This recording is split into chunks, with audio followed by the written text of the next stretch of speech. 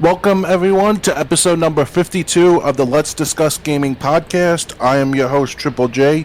Joining me is my co-host, Dr. Games 101. What's up, guys? Good afternoon. Yep. Looks like tonight's not going to be a especially long episode, but we do have some topics to get into. So I'd say let's start right now. Yeah, like Dashie was saying for Dashie XP, like, let's do this shit. Yeah. Let's also not get sued for gimmick infringement while we're at it. Oh, right, of course. You copyright claim me. I did it on purpose. Yes, I did. No, you did. Yes, I did. Yeah. Go on. No problem. Alright, anyway, the first story, as dusk falls and more arrive on Game Pass this past week. We've entered the second half of July.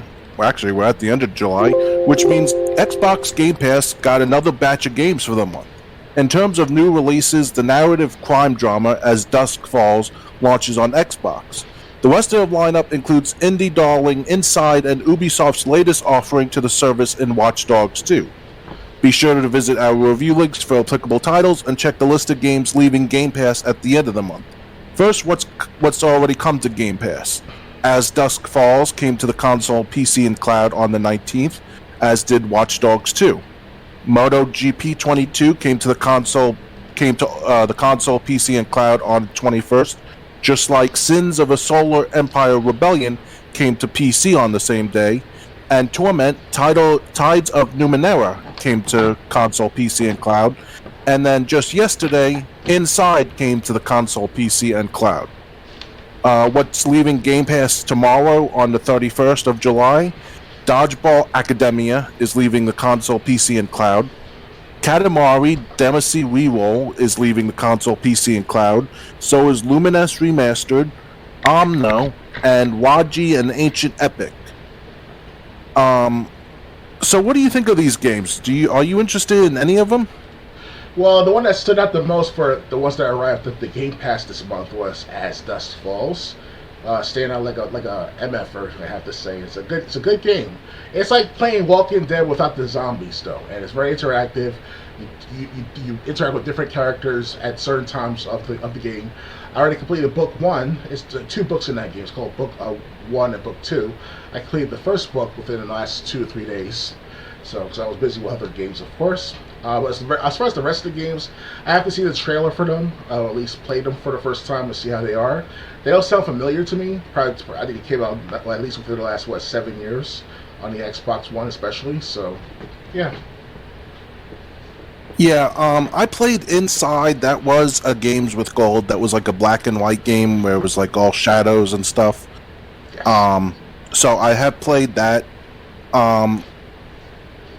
That's the I didn't care about trying Torment Tides of Numenera. Mm-hmm. Even though I had the chance. Watch Dogs 2, I swore off. I swore off as soon as I found out you didn't play as the same person you played in the original.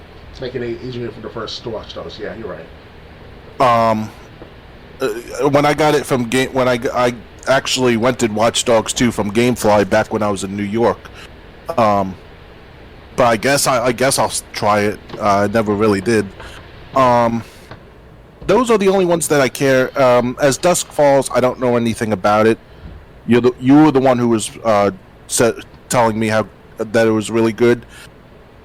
As for the games leaving, I haven't played any of these. And the only one that I would even be remotely interested in is Dodgeball Academia. Okay. Because that sounds like a dodgeball game. Yep. And was last time we played dodgeball? Like 15 years ago for me, that is. Exactly. and I hear in today's world, most of the students of today, they don't play dodgeball anymore. I heard. Is that true? I wouldn't be surprised. Yeah, surprisingly. Yeah. Most and of I know where we went to school. It got a lot worse once we left. Oh yeah, right after high school, it was like, Common Core. It was politically correctness, like directly. You hate. Well, not even that. I mean, like I heard, like a year or two after we left Memorial, when we went to Central, they only started letting ninth graders go out for lunch. Oh really? Wow. Yeah, so I mean, and then Central, I don't know if it. I really can't say if it got worse or not. I don't know. My younger brother didn't tell me anything that got really bad. Well, after So, your brother left, because he left for what, 2010, 2008, or something like that, give or take. well, no, he graduated from high school first. He graduated from Central, I think. Oh, I thought you were talking about your younger brother. I'm sorry about that. Yeah, I am talking about him. Oh wow, okay. Because when I visited Central High School back, well, I walked past by it to pick up my mom's stuff from a friend's house in Valley Stream, and she lives not too far from the school. And as I was walking by the school, there's now gates surrounding, or at least the front lawn to have gates surrounding the school. At one point, you had to go through that side entrance all the time to get in and out of the school Yep. without the gates. Now you need a gate in order to pass by and enter the school. It's kind of strange. It's back in 2010, if not 2008, give or take. Yeah, well, we left in 2005. I mean, when we were there, they just had the winter cops. Yeah, and now it's just when the different students came in, the different ethnic groups and stuff, like blacks, Hispanics, and other types of students, a mixture of all students. That's when they increased the security. Because back in the 1990s, it was predominantly white Valley Stream. So, yeah. Yeah. So anyway, dodgeball. It was always one of my favorite games to play in phys ed, and I've actually played, I think, Super Dodgeball like on the Game Boy Advance. Actually, was pretty good. It was just as fun as the bully version. I think So I was definitely the big guy of the group. Of course, I was one of the biggest gym students at the time, and I did attend sports and stuff like that in high school too. But during dodgeball, after months after not exercising and stuff like that, I felt like I was the fat kid of the group as always. So Alright, well, I'm the biggest target, obviously, of dodgeball. did you ever play a game called Guard the Pin in elementary school? Never heard of that one before. I heard of Okay. suicide. I played suicide if you play with a handle. Yeah, I before. played that. No, that we never played that in phys ed. We played that in recess. I was talking about in general speaking, like during the summer months. In general No, speaking. Guard the Pin. They had like this in Wheeler Avenue had like 3 bowling pins, Yeah. and basically a team had to guard their 3 pins, and like you could only go up halfway to the dividing line, and you threw balls at each other. If a ball hit a person, that person was out. If a ball hit a pin or went through one of the basketball baskets, on the opposite team side, then everyone who was out got to come back in and rejoin the game. Mm-hmm. And the first team to have all their pins knocked down lost. Okay. Interesting. So that was a little bit like dodgeball as well. I see. So I guess what I'm referring to is during my time being in a summer day camp. So during the summers every year of like 1995, 94 until about 2002 for me, or 2001 to be more exact, every year I go to the summer camp called Summer Day Camp in Queens, New York. And there was one game we played at the very end of the day, like the last couple of hours or so, called Suicide. And it's usually with a handball and about at least 5 players to make it more intense. Because anything smaller than that is just useless and a waste of energy. So basically, you throw the handball up on the wall as high as you can, and then whoever grabs it becomes the next person to throw balls at the people who dropped it. So when you collect the ball, it's your turn to throw the ball back up to the wall, and if you didn't catch it, you have to run to the handball wall that's in front of you, and you gotta say suicide before the person hits you with that handball. Sounds very intense. a lot of the times when we played that in recess, like a lot of us would catch the ball and then we'd just throw it down on the ground and run for the wall because that was more fun. Oh, okay. Well, we throw it at each Meanwhile, other. other players would run for the ball, try to get it and throw it.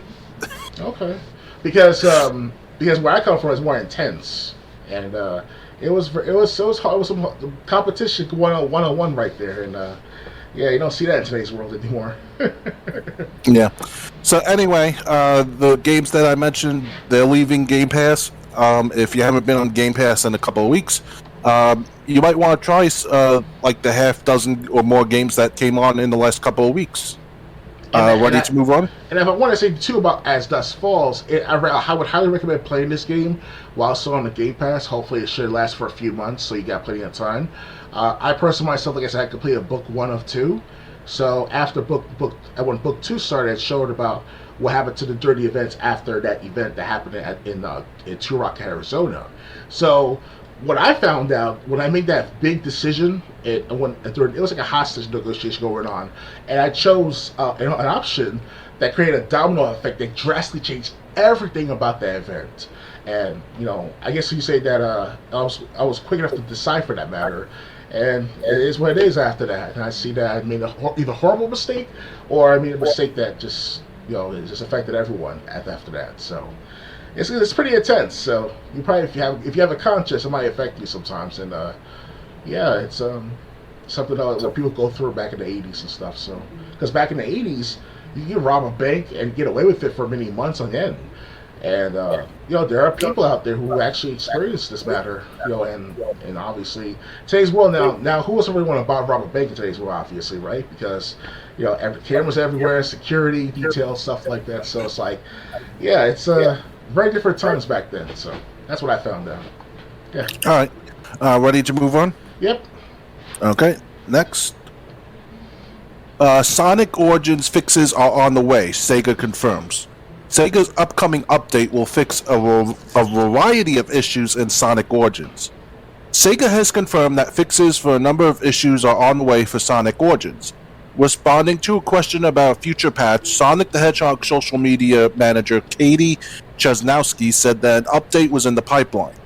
The team's been listening and is working on fixing a variety of issues right now, Chesnowski tweeted. We'll make sure to get some more official messaging out once we have more info for everyone. Released in June, fans criticized the collection of classic Sonic games for having graphical and performance issues alongside strange bugs that weren't present in the original games. One modder was working on fixing the game but threw in the towel after calling the game absolute shit. Even one of the official developers had some choice words for Sega after its in-house team made major modifications to the build that was submitted, resulting in numerous bugs cropping up in the game. Simon Thomley from Headcanon posted on Twitter that the build given to Sega wasn't perfect, but stated that what is in Origins is also not what we turned in. We asked to do major fixes near submission, but weren't allowed due to submission and approval rules, Thomley wrote in June. We asked about delays early and repeatedly, but were told they weren't possible. Later this year, Sonic's next big game goes full 3D as the Blue Blur finds himself stranded on a mysterious island. Described as the future of the Sonic franchise, you can check out its explorative gameplay, speedy combat, and RPG elements ahead of its launch on Xbox Series, Xbox One, PS5, PS4, Switch, and PC. So, what do you think about Sega finally getting around to fixing Sonic Origins like they should have done in the first place? Like the developer said, we told you so. Like Paul Heyman will say, we hate to say we told you so, but ladies and gentlemen, we told you so.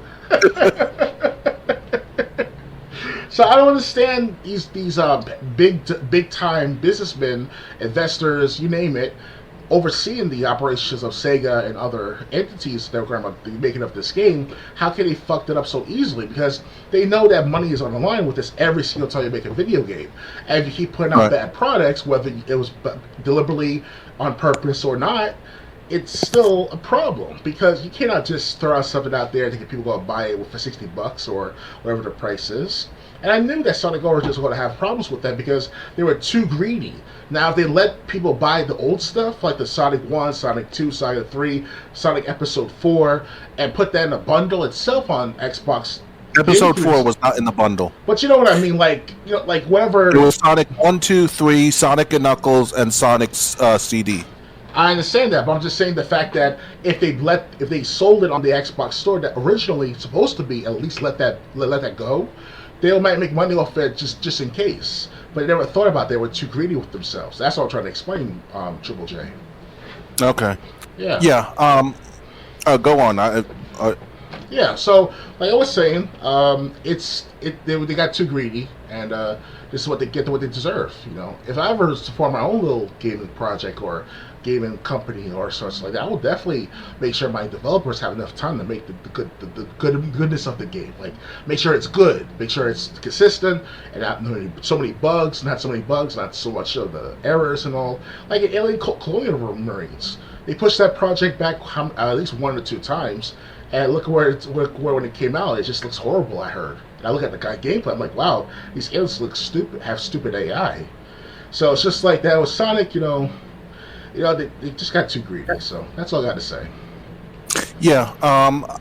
The most confusing thing about this situation is Mr. Thomley saying what we handed in is not the final project. It's not the final product. It's like, what, did Sega intentionally sabotage what you handed them? Mm-hmm. And it's just, I just, what was really, I understand it's the summer, but what was the big deal to get this out? It's not, you could say it was a tie-in with the movies that are coming out, but at the same time, unless it's a game based on a movie, that doesn't make any sense. Yeah. And the summer is not really the biggest time people buy games. That's when people are going away on vacation, although many people can't now, thanks to money situations. But I just don't see. I don't see what was the point of rushing this, because now they gotta deliver patches. And I'm just gonna stick to the original games on cartridge and Sega CD if I want to play Sonic.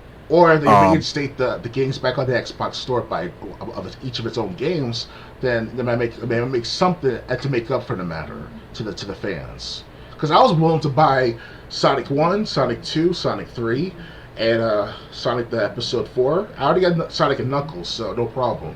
But the other Sonics, like I mentioned, I want to buy those separately if I have to. It'll be on sale, and that's it.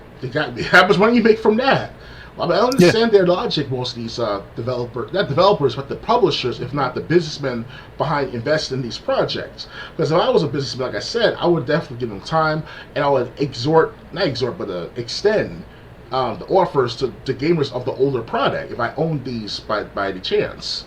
So, but they're just too greedy at the time, and it's a big habit among most big time gamers or big time game companies like Sega, EA, Activision, and then now Bungie. Well, at one place Bungie, but still, it's like they got to learn not to toot their own horn too much, or to feel like they'll competition. Because there's someone out there like Warped, the company that before they got defunct. There's companies like what's it called? Perhaps Ubisoft can make a comeback or whatever at the moment, but they don't think like that anymore. They don't think about quality; they think about quantity now. So, yeah. Yeah. So, if you purchase Sonic Origins, Sega said fixes are coming. We just don't know when. Oh yeah. Ready to move on? Yep. Okay. Next story. $20,000 bounty offered for finishing Halo 2 with skulls without dying. Critical's reward comes with a catch. You've got to beat the game at a nightmarish custom difficulty. Streamer Charlie, also known as Charlie Critical White with a K instead of C, has a challenge for you Halo fans. All you need to do is beat Halo 2 at a certain difficulty level without dying, and he'll give you $20,000. The thing is, that custom difficulty level is one that makes the game seemingly impossible. Via PC Games N, that difficulty level is known as Lasso, or Legendary All Skulls On, a fan-made set of conditions which not only sets the game at Legendary, but then introduces a range of modifiers set by the game's skulls. These can include stuff like giving more enemies more health or putting less ammo in your clips. It is a brutal way to play the game. Here's a Reddit thread from a few years ago where someone boasts of having completed Halo 2 Lasso, albeit with the caveat that my deaths measured in triple digits. Critical's challenge involves not dying even once. Describing this as his Willy Wonka moment, Critical initially offered a reward of $5,000, but has since bumped that up by $15,000 because it's a task he believes is the hardest challenge that currently exists in all gaming. I don't know about that, but it certainly sounds tough in the 18 years since Halo 2's release. No player has ever been able to prove they completed a deathless Lasso run. Well, one has, but I'll get to that. It's so hard that Critical says, after watching people trying to take his money for the past 3 weeks, 99% of players couldn't get past the game's first level, and most, himself included, can't even get past the first couple of rooms. The rules are the one has to be streamed live on either Twitch or YouTube. You must be playing Halo 2 on Legendary difficulty with 13 of the game's skulls on, but the one known as Envy turned off. That's because one player has claimed to have completed a Lasso 1 without dying previously, but they were using this skull, which replaces Master Chief's flashlight with the ability to become invisible via active camouflage. Which isn't making things harder at all, so disabling it sounds entirely fair given the point of this challenge. If you're in need of $20,000, do you have Halo 2? That would be nice. If you're referring to the Halo 2 Master Chief Collection version, I would if I have the skill for it, I would try it out, try to beat Lasso with the skulls on and try it out. But personally, myself, I'm nowhere near close to that kind of skill level, and I believe that when that person mentioned that so far I've made at least one level into it or two levels in without dying, I congratulate them about the matter at hand. Personally, I remember there was supposed to be a 5,000 bounty actually, or 5,000. It was 5,000 originally. Oh wow! So voice critical increased the stakes. Increased it to 20,000. Yeah. Oh wow! He must have got that kind of money, huh? That's some serious cash right there. That's $20,000 right there. That's enough to pay off a lot of credit card bills and pay off for college, or at least the first year or two of college, if you're lucky. But definitely credit card bills, and also to be able to buy the PS5, Xbox Series X and S, as well as Switch. So, by all means, to any Halo players out there who have been playing since they were teenagers, go for it. Especially if you got better and better over the years, too. Personally, myself, I'm at a plateau in my life. I haven't focused too much on being the best Halo player in a few years now. Because of other things going on in my life. So, if you're young enough, if you're like 13, 14, 15 years old, seeing and hearing about this bounty, and you've been playing Halo 2 last so how many times, and there are kids out there, if not young adults out there, who are doing this, to some extent that is, where in Lasso, I'm interacting with friends who are like 15 to like 20 years old, and they play Lasso how many times out of the entire year, every year for like how many years now, and over and over they keep practicing better and better. I'm not sure if they play a lot of Halo 2 Lasso, but they did play a lot of the other Lasso games like Halo 3, Halo 1 especially, so anything's possible. I hope one day someone will make it to this pinnacle to play entirely without dying on Lasso skulls. So yeah, without dying, all skulls on except Envy and Legendary difficulty. Oh yeah. Yeah, I'm nowhere near good at Halo, so I had the Master Chief collection, which Dr. Games 101 got for me, but even if you could try via the Master Chief collection, which I don't know why there unless there was a difference with the skulls in the original game and the Master Chief collection, I don't know why you wouldn't be able to try on either copy. But yeah, I'm nowhere even near. I wouldn't even be able to beat it on Legendary with all skulls off, so. It took me specifically, I did play Legendary at least Halo 3 twice fully, but not straight. What happens at the very first time I beat Halo 3 Legendary, with no skulls on that is, it took me about a month, maybe a month and a half, because I was busy working a full-time job. So every day when I get home, I'll probably spend like 2 hours at a time beating these levels, little by little. And eventually, I got to the point where I beat the level within a couple of months, if not a month and a half. So it's challenging, especially back when I was like 20 years old when I did this. So I can't imagine if I do it right this second, because now I have better judgment. My cognitive abilities maybe slow down a bit, but I do have better judgment. So I feel like easier. It feels easier to play regular Legendary games of the Halo games. So yeah. So I mean, hey, if you have Halo 2 lying around and you think you're one of the best or the best, take this challenge on. Ready to move on? Yep. Okay, next. Discord support finally comes to Xbox. I've struggled to enjoy the communication features in most cross-play-enabled multiplayer games on Xbox. That's because privacy is a luxury I know all too well. Party Chat offers a comfy... Hold on. Oh my god. Hold on. Yeah, sure.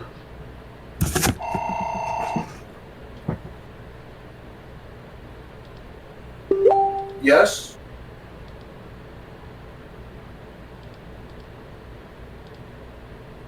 Garbage right there.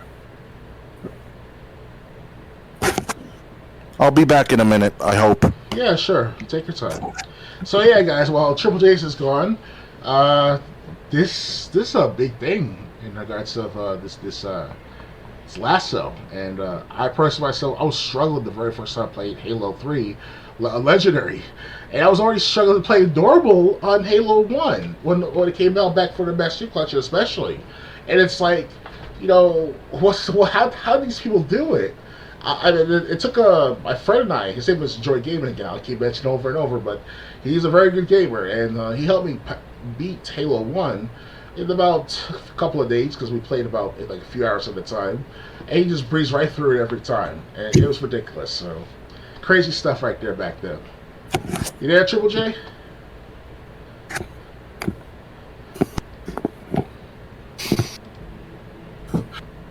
Okay, you there? Yeah, I'm here. Okay, I'm ready to continue. Okay.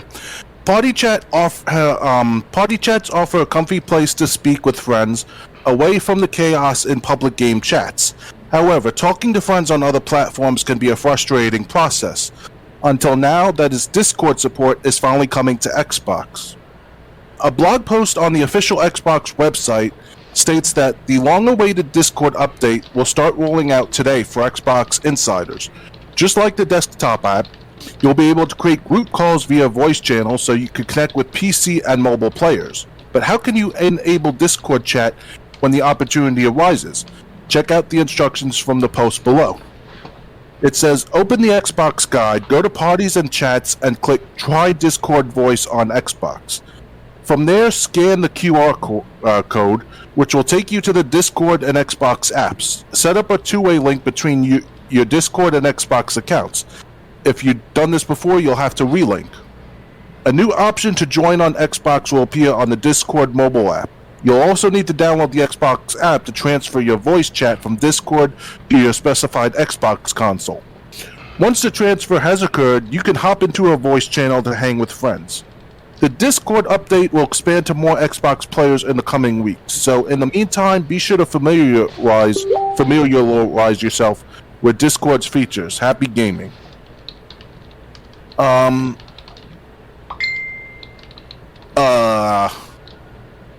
I'm totally confused on these instructions. I mean, I don't think it would work for me because I don't have a smartphone, so how would I scan the QR code?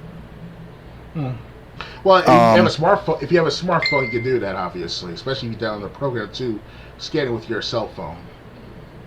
Okay, so yeah, so that's obviously locks me out, which I really don't care. What do you think about this? Are you happy Discord's coming to Xbox, or?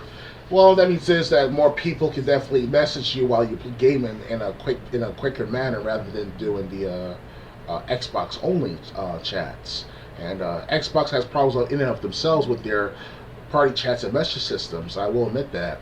From what people told me on Xbox Live is that they complain, indirectly speaking, quote unquote, of them to Xbox to fix the matter. Knowing that you have to talk to Xbox directly. You cannot just complain about it in a group setting thinking that they're going to pick up your conversations via Xbox Live. It doesn't work like that. And I've been telling these younger guys, like, hey, if you want your voice to be heard, you have to report it directly to the Xbox or to Microsoft support.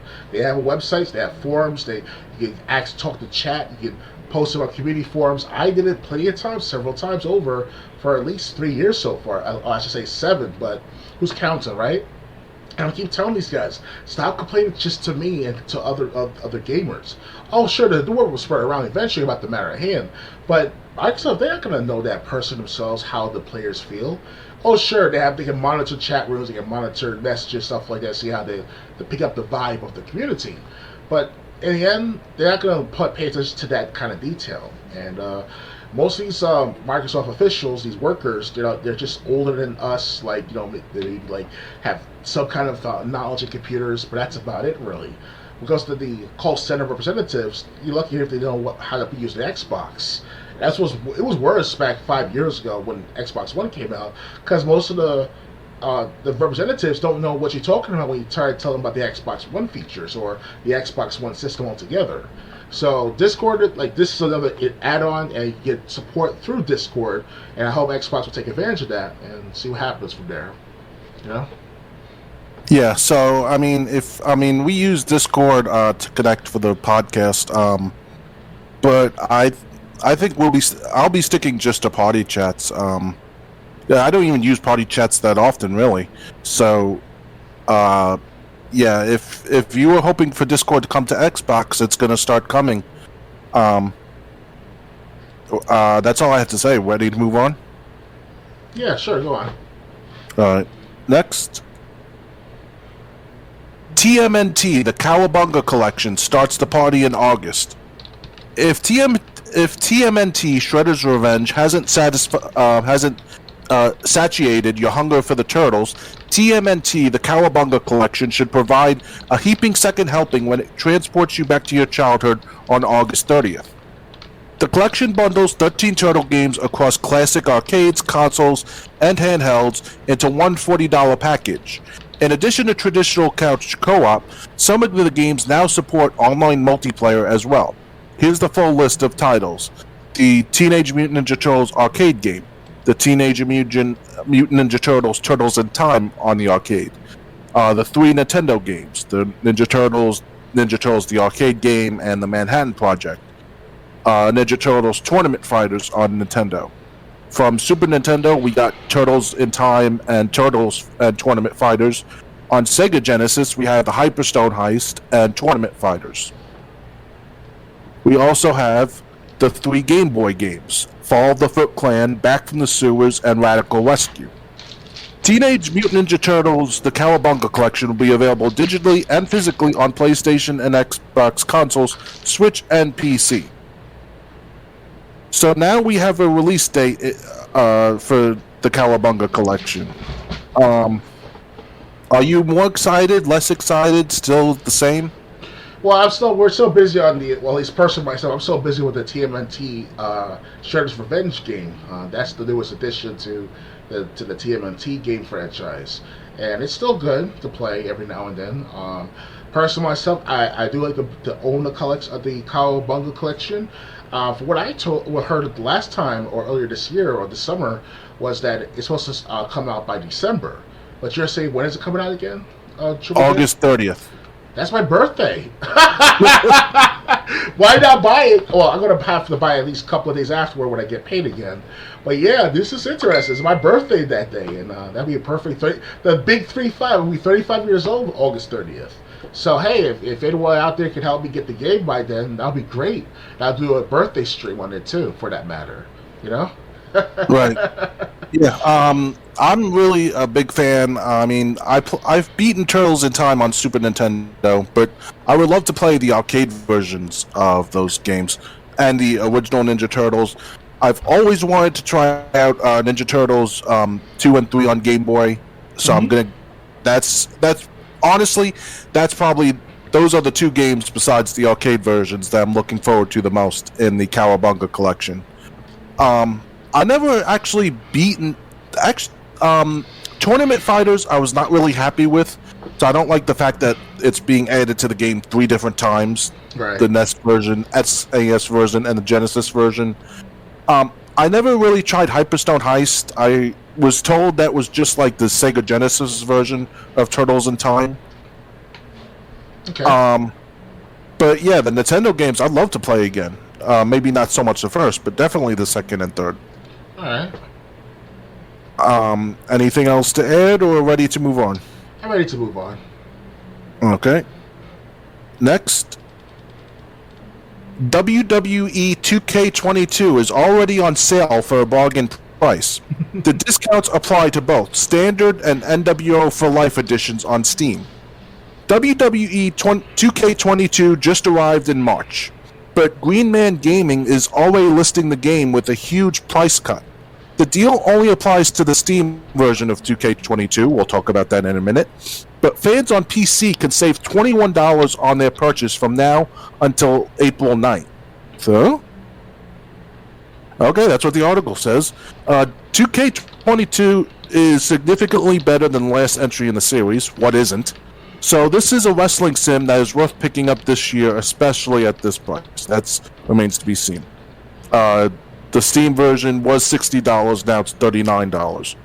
While Green Man Gaming's discount is generous, it's worth noting that only the PC version of 2K22 is on sale. Not true.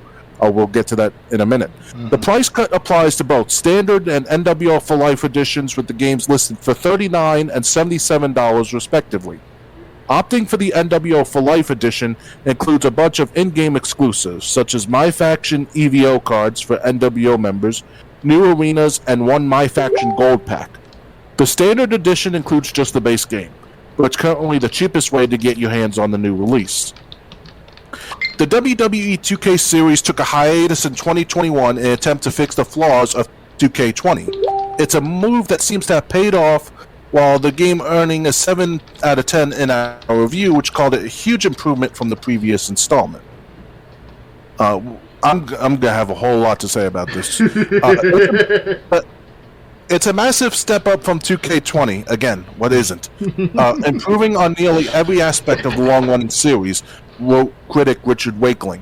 The in-ring action has been reworked and improved. The variety and quality of its game modes have increased, and there's been a major decrease in the amount of unrelenting glitches affecting each and every facet of the game. WWE 2K22 is a surprising return to form after the Shockmaster-sized disaster that was 2K20. Well, that's true. Green Man Gaming's discount on WWE 2K22 runs through April 9th, so once for a whole year. I think they mean August 9th, but so be sure to cash in on the savings while you can. Just if you're thinking of capitalizing on this, I think they meant August 9th, not April 9th. Okay, a few things. It's not just on Steam. I checked GameStop's prices. Keep in mind, this is like a $60 or $70 game that came out back in March. I checked just a couple days ago. At GameStop, before taxes, before shipping and everything, these are just the base prices. You could get it on PS4 for $40. You can get it on PS5 for $45. You can get it on Xbox One for $36.99. They keep saying this is better than 2K20. Yes, but in some ways, WWF Raw on the Super Nintendo is better than WWE 2K20. 2K20 was a disaster, and honestly, I think since they stopped supporting the game doesn't even work. I tried to play 2K20 on stream, Universe mode, a couple days ago. The matches were playing out in slow motion. There were a couple of instances where the game would return to normal speed, but like during the rest of the match, it was the wrestlers were moving slower than they normally did.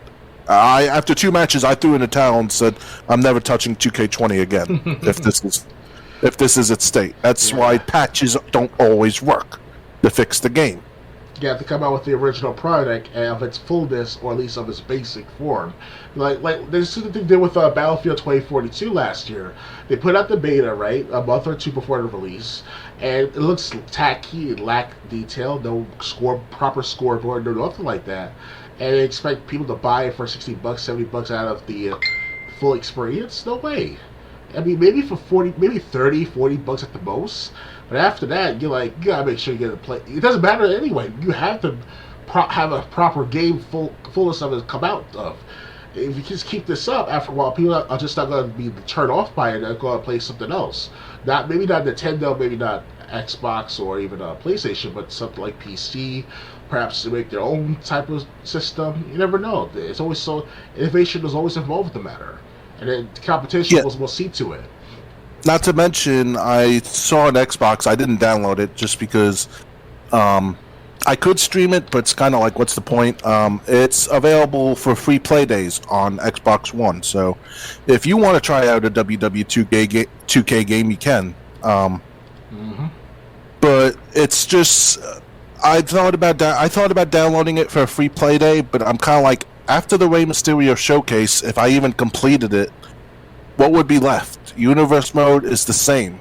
My GM mode, it makes me want to play Total Extreme Wrestling 2020 instead.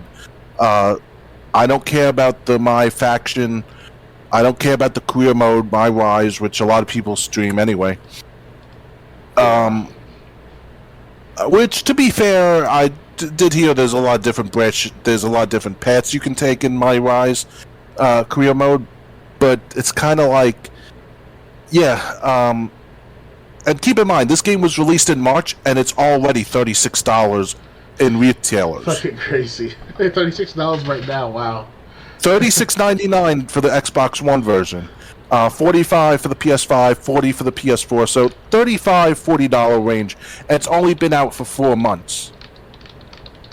What to say? October, November, it's not going to be down to $20, which makes me think a lot of these people are saying, "Oh, this game is so much better than 2K20." Yeah, that's like comparing high-speed online to trying to connect to the internet with a potato. It's 2K20 doesn't even work anymore now that it's not supported. I still have 2K18. Yeah, the roster's dated. I can't download created versions of wrestlers anymore or arenas to modernize the game. But what's the point? So like, especially with the game going down in price so much, this quickly, like I said, only 4 months. So, if you want. Sorry about that. That's my phone. Oh, so I mean, do you think you'll try WWE 2K22 just since it's for a free play day, or? It's free play day right now as we speak, right? Mm-hmm. Maybe. I'm not sure. I can't download it, but the problem is that my current Xbox in my room, my bedroom that you see right now, I don't have my Xbox anymore. I got damaged and he's knocking over my soda. So I can't really download directly within a few minutes' time. Well, you can't download online from the living room one? It's wireless. It takes a lot longer, much longer. It took about, if it's a 50 gigabyte game, it might take at least like a day to download. It took me 2.5 days to download a Halo 5 to my wireless Xbox in my living room. And of course, yes, I can always switch over between Xboxes and download, transfer the data but with the wireless connection and transfer it over via the storage system, of course. But after a while, it's like it's a back and forth, and it's also a mess right now. So it's and it's not gonna be downloading in time anyway. So. But it's nice to see that has free play day. That's a good eye catcher. But I'm hearing bad things about 2K, the 2K games since like 2017, 2018. So it's not the same. And they have microtransactions, they have add-ons that you have to pay for and things that matter. I mean, whatever happens, just earn it like you did back there in the SmackDown games of the 2000s and early 2010s. They stopped doing that, So. Yeah. So I mean, if you want to try it, it's up to you. But, I mean, just me, like I said, the Rey Mysterio showcase would probably be a lot of fun to do, with other stuff that they have. But at the same time, I just don't see a point in this game, because the whole other thing is, like I said, they're saying the game is so much better. Okay, how much better, if you really want to be transparent, how much better is this game than the last good game that was WWE 2K19? Compare it to a game that was actually good, that people begged 2K to keep the online mode for, so they didn't have to play 2K20. Mm-hmm. Saying it's better than 2K20 doesn't mean anything to me. Oh, yeah. Ready to move on? Yep. Okay. Next. Oh, I forgot. Well, hold on. I got so people can see it. Batman really is dead in Gotham Knights, and the Joker's missing in action. WB Montreal confirmed the Joker won't be appearing either.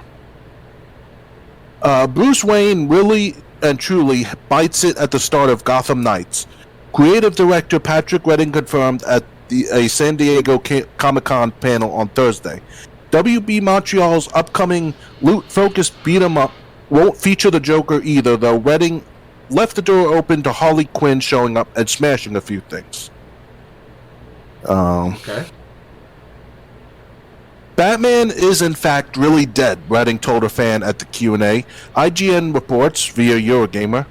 This might seem obvious to some since Gotham Knights reveal trailer shows the Caped Crusader getting blown up in the starting minutes of the game.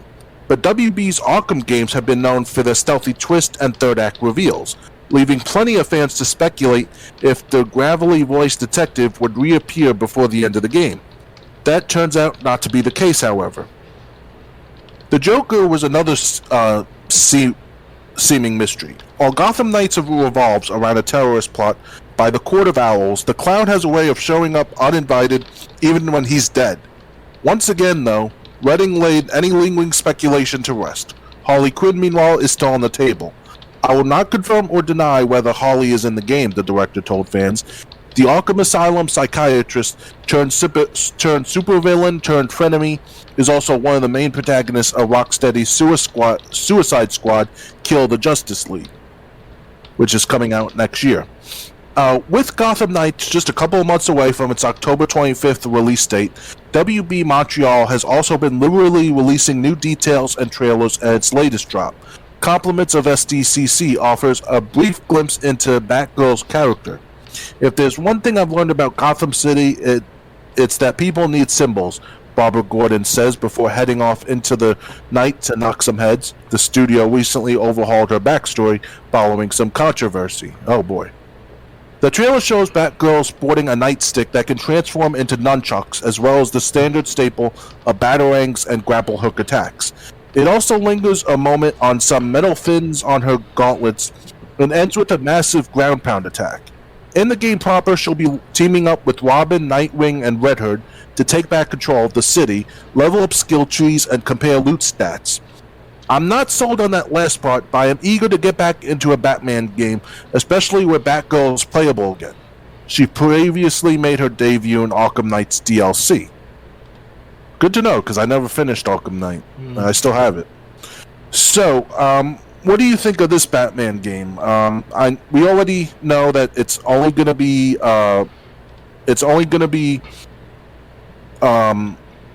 what's the word?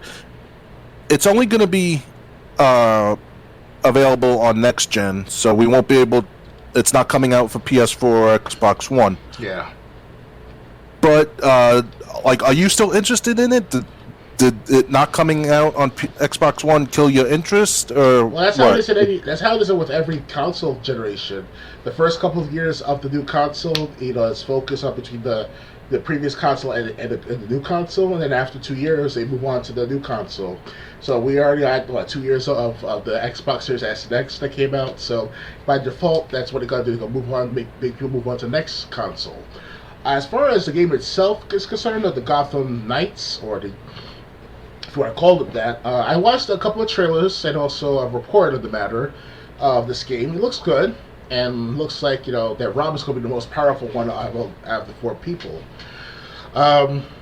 It's like I wish I can put myself involved with the matter, but I still have to beat the first Arkham game, which is the Arkham Asylum, and I still have to play Arkham Knight and then the prequel, as well as Arkham Knights altogether, with the Arkham Knights, whatever it's called exactly. So you still got Asylum to beat, then you got to beat Arkham City, which was the sequel, Origins, which was the prequel, and then Arkham Knights, which is or Arkham Knight, which is the most recent sequel before this one. Right. Yep. Go on. Yeah, it's interesting to see that Robin's taking a bigger role out for Batman. He truly is dead Batman by the looks of things, and it looks like a shocker, because usually Batman would be around, like in the TV series of Batman, with Batman Beyond. I mean, that happened about 20-30 years after Batman retired, or he's not retired, but it's like 20-30 years later after the events of, let's say, the original Batman animated series. And yes, Bruce Wayne or AKA Batman will truly be dead eventually. So, after how many decades of Batman been around, I think it's time to move on to the next generation of superheroes, even if it is that sacrifice the Batman character. So, Right. yeah. I never played the DLC for Arkham Asylum. I did play Revenge of Harley Quinn, which was the DLC to Batman Arkham City, which was just impossible. You were getting like it's 1-on-20 or 1-on-30 fights. It was manageable, and then there was a part like where you had to deal with snipers, and I just like couldn't figure out where they were. That's when I gave up. I never played the DLC for Arkham Origins. I still have Arkham Knight, like I said. I did not know you play as Batgirl or can play as Batgirl in Arkham Knight's DLC, so that's still something I can try out. I'm not happy that this game is coming out for other consoles. I understand why they're doing it. I can at least say the people, WB Montreal, who's making this game, they did say that the reason they had to scrap the PS4 Xbox One version is they would have had to make a much smaller game if they were going to keep it on the old hardware. So they said that's why we're going new hardware only, is otherwise you'd be dealing with a much smaller version of the game. Okay, I can understand that. That's that you need the new specifications to make the game you want to make. It's inevitable, pretty much. It's like with every generation of gaming. Call of Duty Black Ops 3 came out for both the 360 and the Xbox One on the PS4 and PS3. But by the time Black Ops 3 came out in 2015, so that's almost 2 years after the releases of the PS4 and Xbox One. So we knew that after 2 years of the new console being in place, the new console would take over everything. It is what it is. That's how it is. The cycle. Yeah. So I mean, I'll be trying to save up. Money's gonna have to get the inflation's gonna have to get a lot better before I can even buy an Xbox Series X, which means it's probably gonna be a few years away. It also is hard to find jobs that are basic to find, like the unskilled labor jobs. You're lucky to find jobs that will hire you as a regular citizen worker, because most of the owners or business people out there, they usually hire illegal immigrants for the sake of cost effectiveness. And I can understand the matter, but eventually, people have to get money from around somewhere to buy these things. But no one's not thinking about that in a proper way. So it's like, so whatever, right? So the economy takes even further. But it's all about. Well, I mean, I'm not too worried about that. Like I said, my writing job was actually getting better. And one reason I really don't like Biden, my writing job was getting better in 2021. Like after the pandemic. And after the new year in 2021, it started to come back. There started to be more jobs. It wasn't picking up. It wasn't pre-pandemic again, but it was starting to come back, and there were starting to be more jobs available more frequently. And then as the year went on, it just the number of jobs available fell off again. Right. Because of the economy. Like I said, if you got $20, are you going to pay for someone to write an article for your website, or are you going to buy it, or are you going to put it in your gas tank? And since we're talking about jobs, I also I could go back to telemarketing. I know a bunch of companies allow people to do it from home. So, I mean, I guess at least I got that skill to fall back on. It's not the easiest job. People who think it's just talking on the phone end up finding out, no, it's a lot harder than that. But anyway, so I'm not going to be able to try out this game as soon as I would like to. But I would love to once I can afford an Xbox Series X. But like I said, this was not going to be a 3 or 4 hour episode. There was a lot of news. There wasn't a whole lot of news last week. A lot of these stories I got this week. From this past Monday on. Next, PlayStation Plus members kickflip into August with Tony Hawk's Pro Skater 1 and 2 and other free games. This month's catalog for PlayStation Plus was announced today on the official PlayStation blog. This was written on the 27th, so 3 days ago. Subscribers will be able to skate into August with Tony Hawk's Pro Skater 1 and 2, Yakuza Like a Dragon, and Little Nightmares. The 3 games will be available on August 2nd, which means July's titles, Crash Bandicoot 4, It's About Time, The Dark Pictures Anthology, Man of Medan, and Arcadegeddon, are leaving. You have until August 1st to download last month's free games.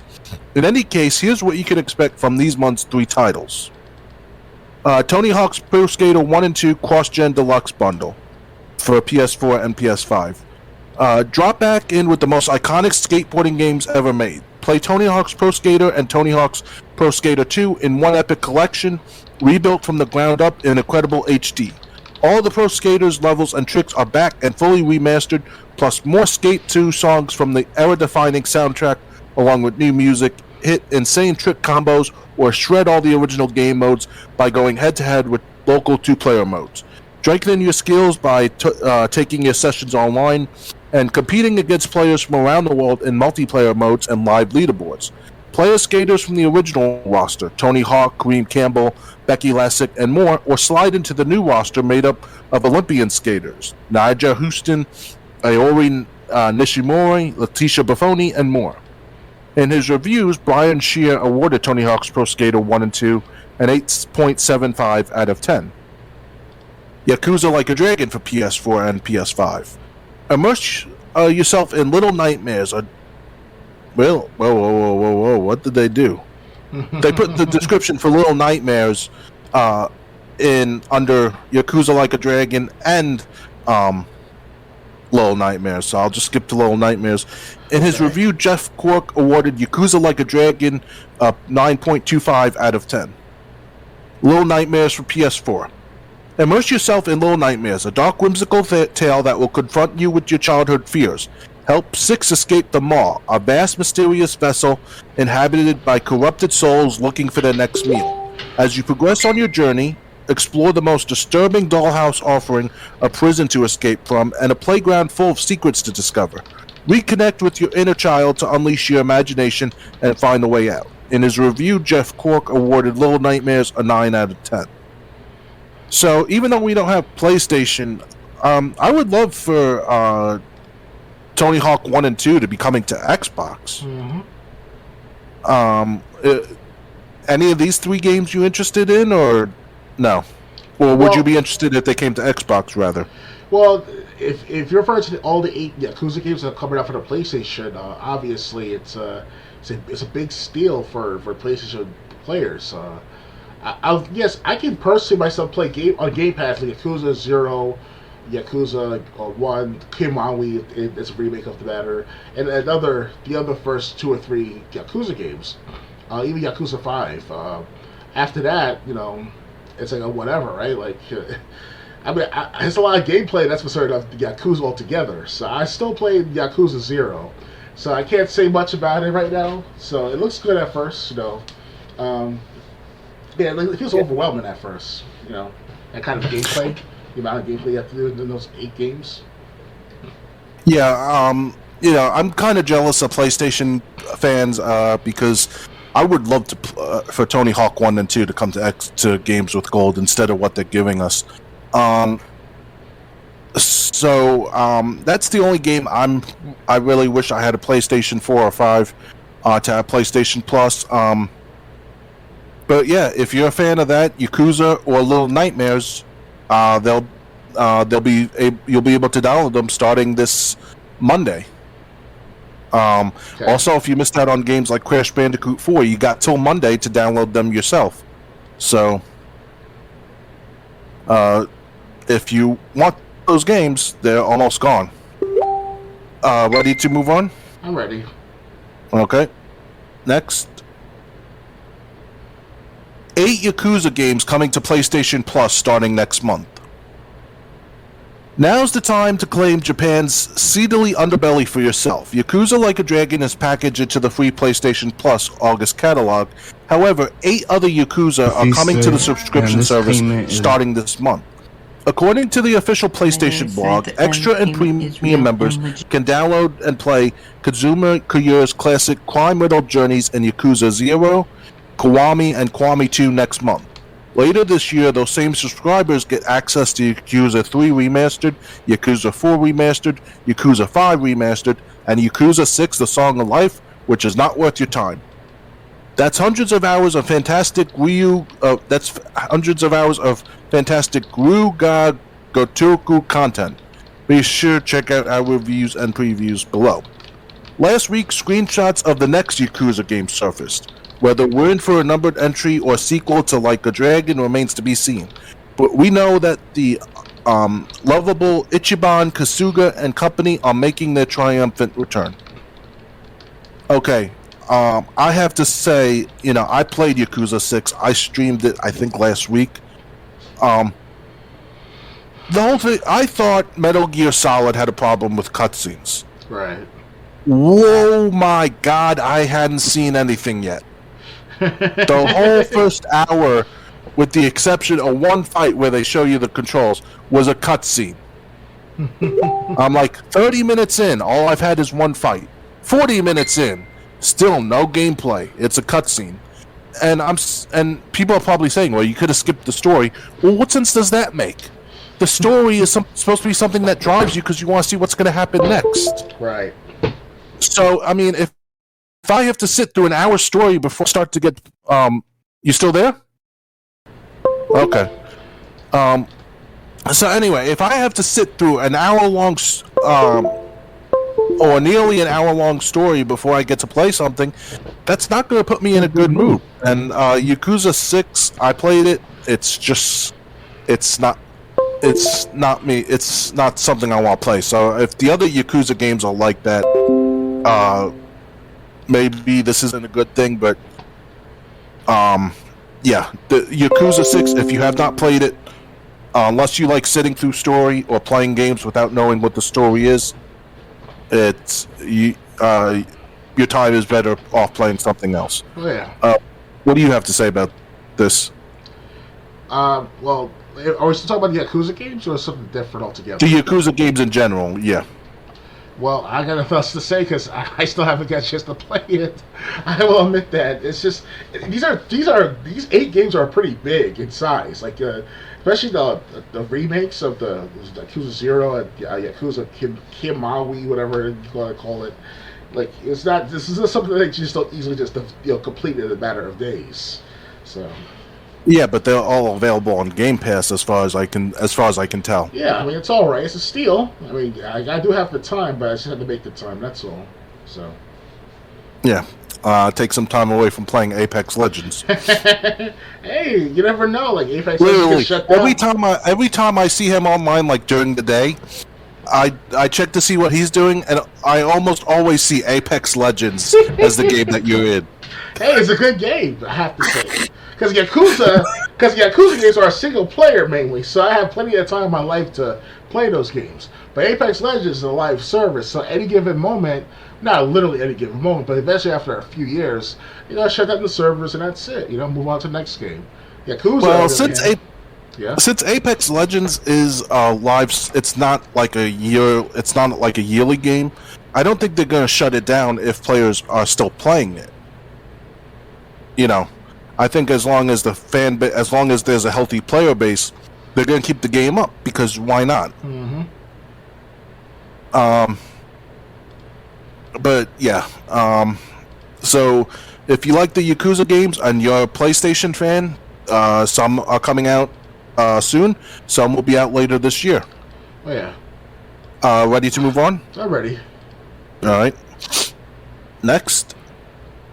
Several WWE games, including the really bad one, have been quietly delisted. We wish these games well in their future endeavors. 4 WWE games have been removed from Steam, the PlayStation Store, and the Xbox Store, leaving only 2 games in the sports entertainment franchise up for sale on those networks. As spotted by PC Gamer, WWE 2K17, 2K18, 2K19, and 2K20 were all delisted, while WWE 2K22 and WWE 2K Battlegrounds still remain up for sale. This isn't the first time that 2K has removed one of its sport titles from digital storefronts, although it usually warns people before it does so. The Yeah. company did previously announce that it would be switching off 2K20's online servers 2 months ago, but no mention was made of removing them from sale entirely. Several of the affected games were developed by longtime WWE partner Ukes before it was replaced by 2K's Visual Concepts. WWE 2K18 and 2K19 were favorably received upon release, and Ukes began working on AEW Fight Forever after its departure from 2K Games. WWE 2K20 was a different story and became infamous for a severe clip in overall quality, messy visuals, and numerous technical issues. The feedback was overwhelmingly negative, resulting in the franchise breaking its annual release schedule and going back to its roots for the better received WWE 2K22 in 2021. In other WWE news, big changes are taking place at the sports entertainment giant. Longtime CEO Vince McMahon has stepped down from the company amidst claims of scandalous behavior. Triple H is now the head of WWE Creative, and John Cena is headed to Fortnite this week. So, about these games being delisted, they didn't say anything. Like I said, we talked about 2K20 having their online server shut off when the announcement was made. I had no idea they were removing these games from the store, from digital storefronts. Mm-hmm. I get it; they're trying to push WWE 2K22, but this is kind of another hint. If WWE 2K22 was so great, they wouldn't have had to remove 2K17, 18, and 19 without telling anyone. Yeah. So yeah. I mean, it's kind of stupid that it's kind of ridiculous that they did this in the middle of the night. Like, no one's gonna miss these games because we got the new one out. Yeah, the new one now that's already almost half price. So, I mean, and the thing is, like I said about 2K22 earlier, what's it going to be like in 4 months when AEW Fight Forever comes out? I think that's around the time it's supposed to come out. There's going to be another wrestling game on the market, and 2K22, to be fair, is really just mediocre. Yep. I mean, people who were reviewing it were saying, well, it's a great building block. Okay, but it's not even a good building block as 2K19 was. Mm-hmm. At 2K16, if I remember correctly, at 2K16, the Steve Austin cover on it, I heard that was good content there too, and then they started with the shit after that. Yeah, I can't really say anything about 2K17. 2K16 was a lot of fun. That's what I said. 2K16, well, the cover was Steve Austin I mentioned. Yeah, I played that one. That was a lot of fun. I really can't say anything about 2K17 because I never played it. Mm-hmm. I still have 2K18 digitally, so I can go back to that anytime I want. Right. I just have to reinstall it. Yeah. Which is another reason I don't really care about 2K22. It's just a mere curiosity, but it's kind of like I feel like if I did have 2K22, I'd play it for a couple days and then not even touch it again. Yeah, it's something like you can rent the game. If they provide like a rental service for games, but then again, Game Pass is involved, so put it on Game Pass to see what happens, and if no one doesn't touch it, then you know that people are not going to buy the original copy of that game. So. Well, I mean, if you live in New York, you could do. I'm pretty sure it's up on GameFly. Oh yeah, of course, yeah. But yeah, we're talking about digital rentals since. So yeah, 2K16 was good. 2K17 can't talk about it. I never played it. 2K18, a lot of fun. I went through 5 years in the universe mode. 2K19, never played it. 2K20 was awful, and it seems ever since that they took Hardy was with Ashley Mazzaro before he met his current wife. Okay. And then after Matt Hardy left, you never really saw Ashley Mazzaro on TV again. The last you saw her on WWE was she was on Survivor, and or she was getting ready to be on Survivor, right. And then you never heard from her again. And unfortunately, she passed away. No one knows. No one knows either how it happened. Also, Last anyone heard, she said she was going to the post office to mail out some fan, I guess, autographs, and something happened. And unfortunately, she's no longer around. So. Oh yeah. Anyway, ready to move on? Yep. Okay. We might go back to this because wrestling news if we have time. Because anyway, that's going to be brought up later. Xbox Games with Gold, free games for August 2022 revealed. Xbox Live Gold and Game Pass Ultimate can grab 4 free games next month, including Saints Row 2 and Calico. Xbox has revealed the next batch of free games for Xbox Live Gold and Game Pass Ultimate members. The games with Gold August lines up includes Calico, Scourgebringer, Saints Row 2, and Monaco. As usual, you're getting 2 Xbox One games as a pair of 360 titles that are backwards compatible. August is the penultimate month for Xbox 360 freebies, as the Games with Gold program is ditching the older titles in favor of just focusing on Xbox One games. So, Calico will be available from the whole month of August. Scourgebringer will be available from August 16th to September 15th. Saints Row 2 will be available the first half of August, and Monaco, What's Yours Is Mine, will be available the second half of August. If you've been playing Stray on PlayStation, you'll be happy to know that another cat game will be available to claim all month long on Xbox. Calico, a community sim that launched in 2020 to positive reviews, is all about building the town's cat cafe. Oh god, this just sounds bad. This relaxing game with colorful graphics tasks you with designing and decorating the cafe to make it a great place for adorable cat paws. Pass. The other Xbox One freebie is Scourgebringer, which also happens to be an August Prime gaming lineup. Scourgebringer is a fast-paced action platformer with a roguelite structure.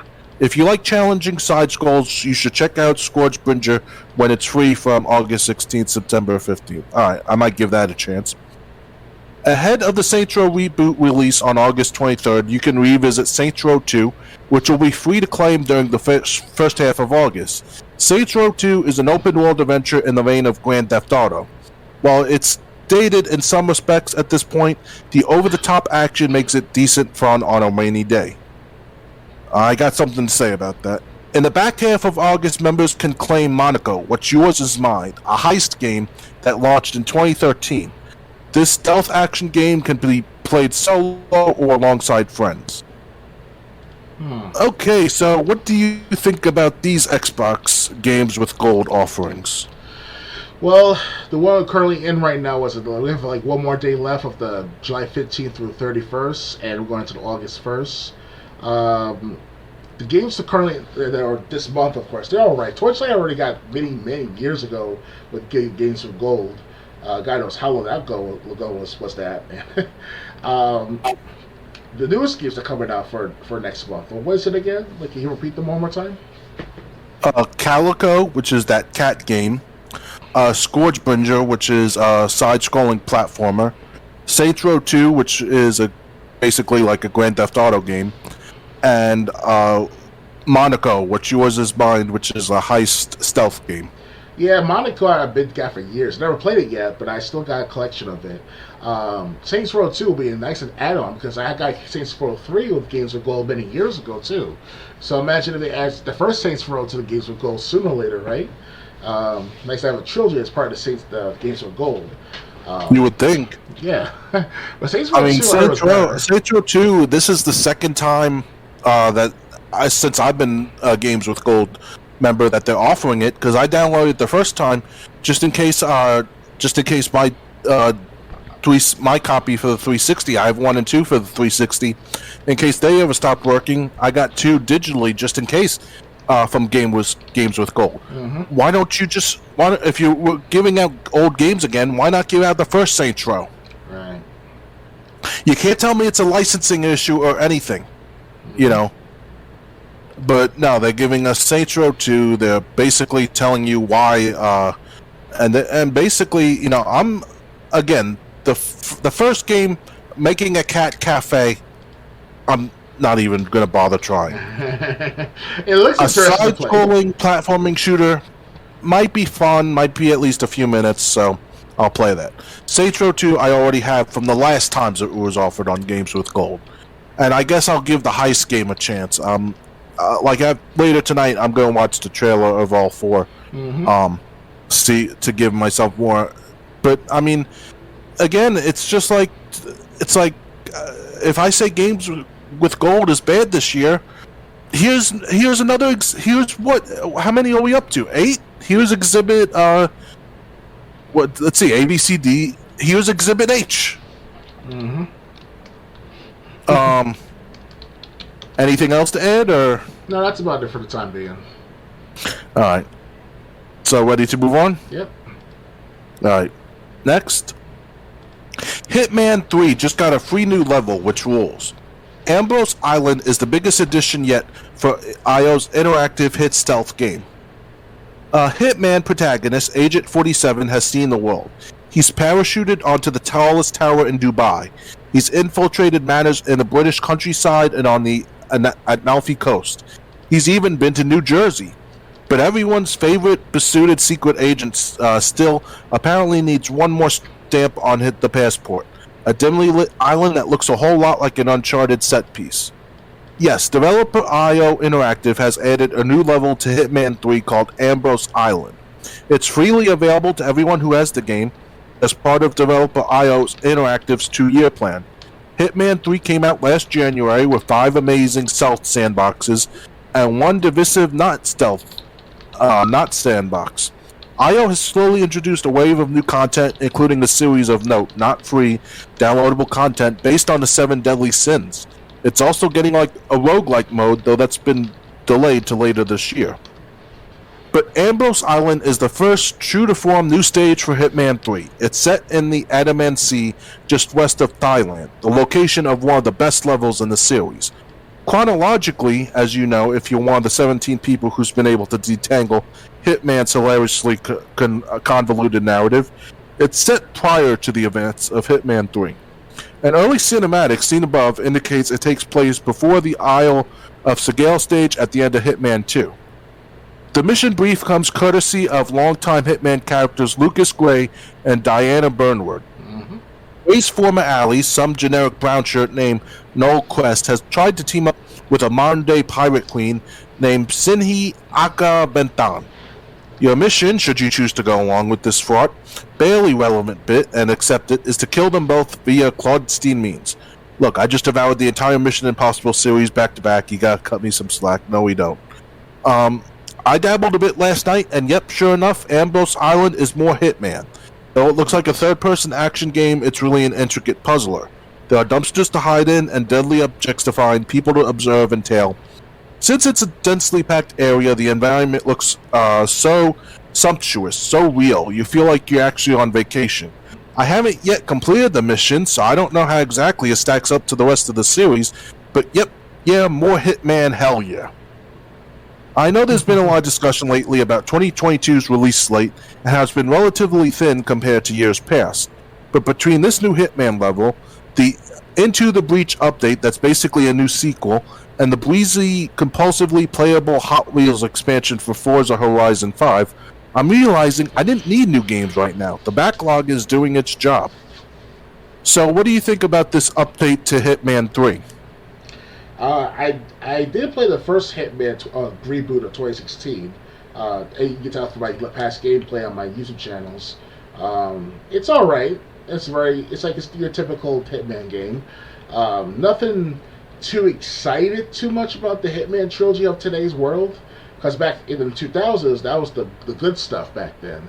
And when they rebooted the Hitman trilogy back from 2016, 2018, and 2021, it's kind of like, not saying it's a whatever, it's just that it doesn't seem as standoffish or doesn't stand out from other previous Hitman titles. Because Hitman Absolution, I heard, was supposed to be the best Hitman of all time. Especially this is also like the last. Was it that PS3 or 360 game? Yep. That was like the sequel to Blood Money, wasn't it? Something like that. Basically, it's like supposed to be like the last of the Hitman games for what I on the gathered. 360. No, from altogether back in the 2000s to the 2010s. Because Hitman Absolution came out back in 2012. And I was still in the hospital at the time. So I heard good things about it, Hitman Absolution. I will try to buy a copy before it gets too pricey.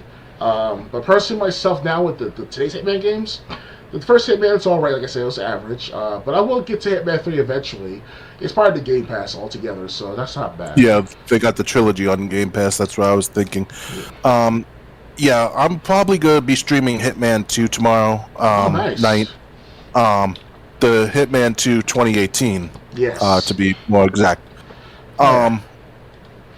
Maybe. But yeah, so I mean, they got the Hitman trilogy. I even want to try Hitman 1 all over again, even though I spent the 2016 one. Dude, I have it right here of the Hitman, coding 4047. I'm serious, man. It's right here. You see it, if you put it on screen, this is what I have right in front of me, right here, underneath this desk. Okay. Yeah, I haven't played it a year and a half at least since I got the game for about $10 on some random website. Yeah, I played it. I think on Free Play Weekend, and I think I got like so frustrated that I didn't even bother. No. Actually, I purchased it, sold it, and now I'm kind of wishing I hadn't. But at least the Hitman trilogy on Xbox One. Okay. Yeah. So again, Hitman 3. This sounds great. Unfortunately, I never got to play Hitman 2 or 3 of the reboots. I do plan to get to them, at least one of them tomorrow. Right. I'm even going to try Hitman 1 all over again. Okay.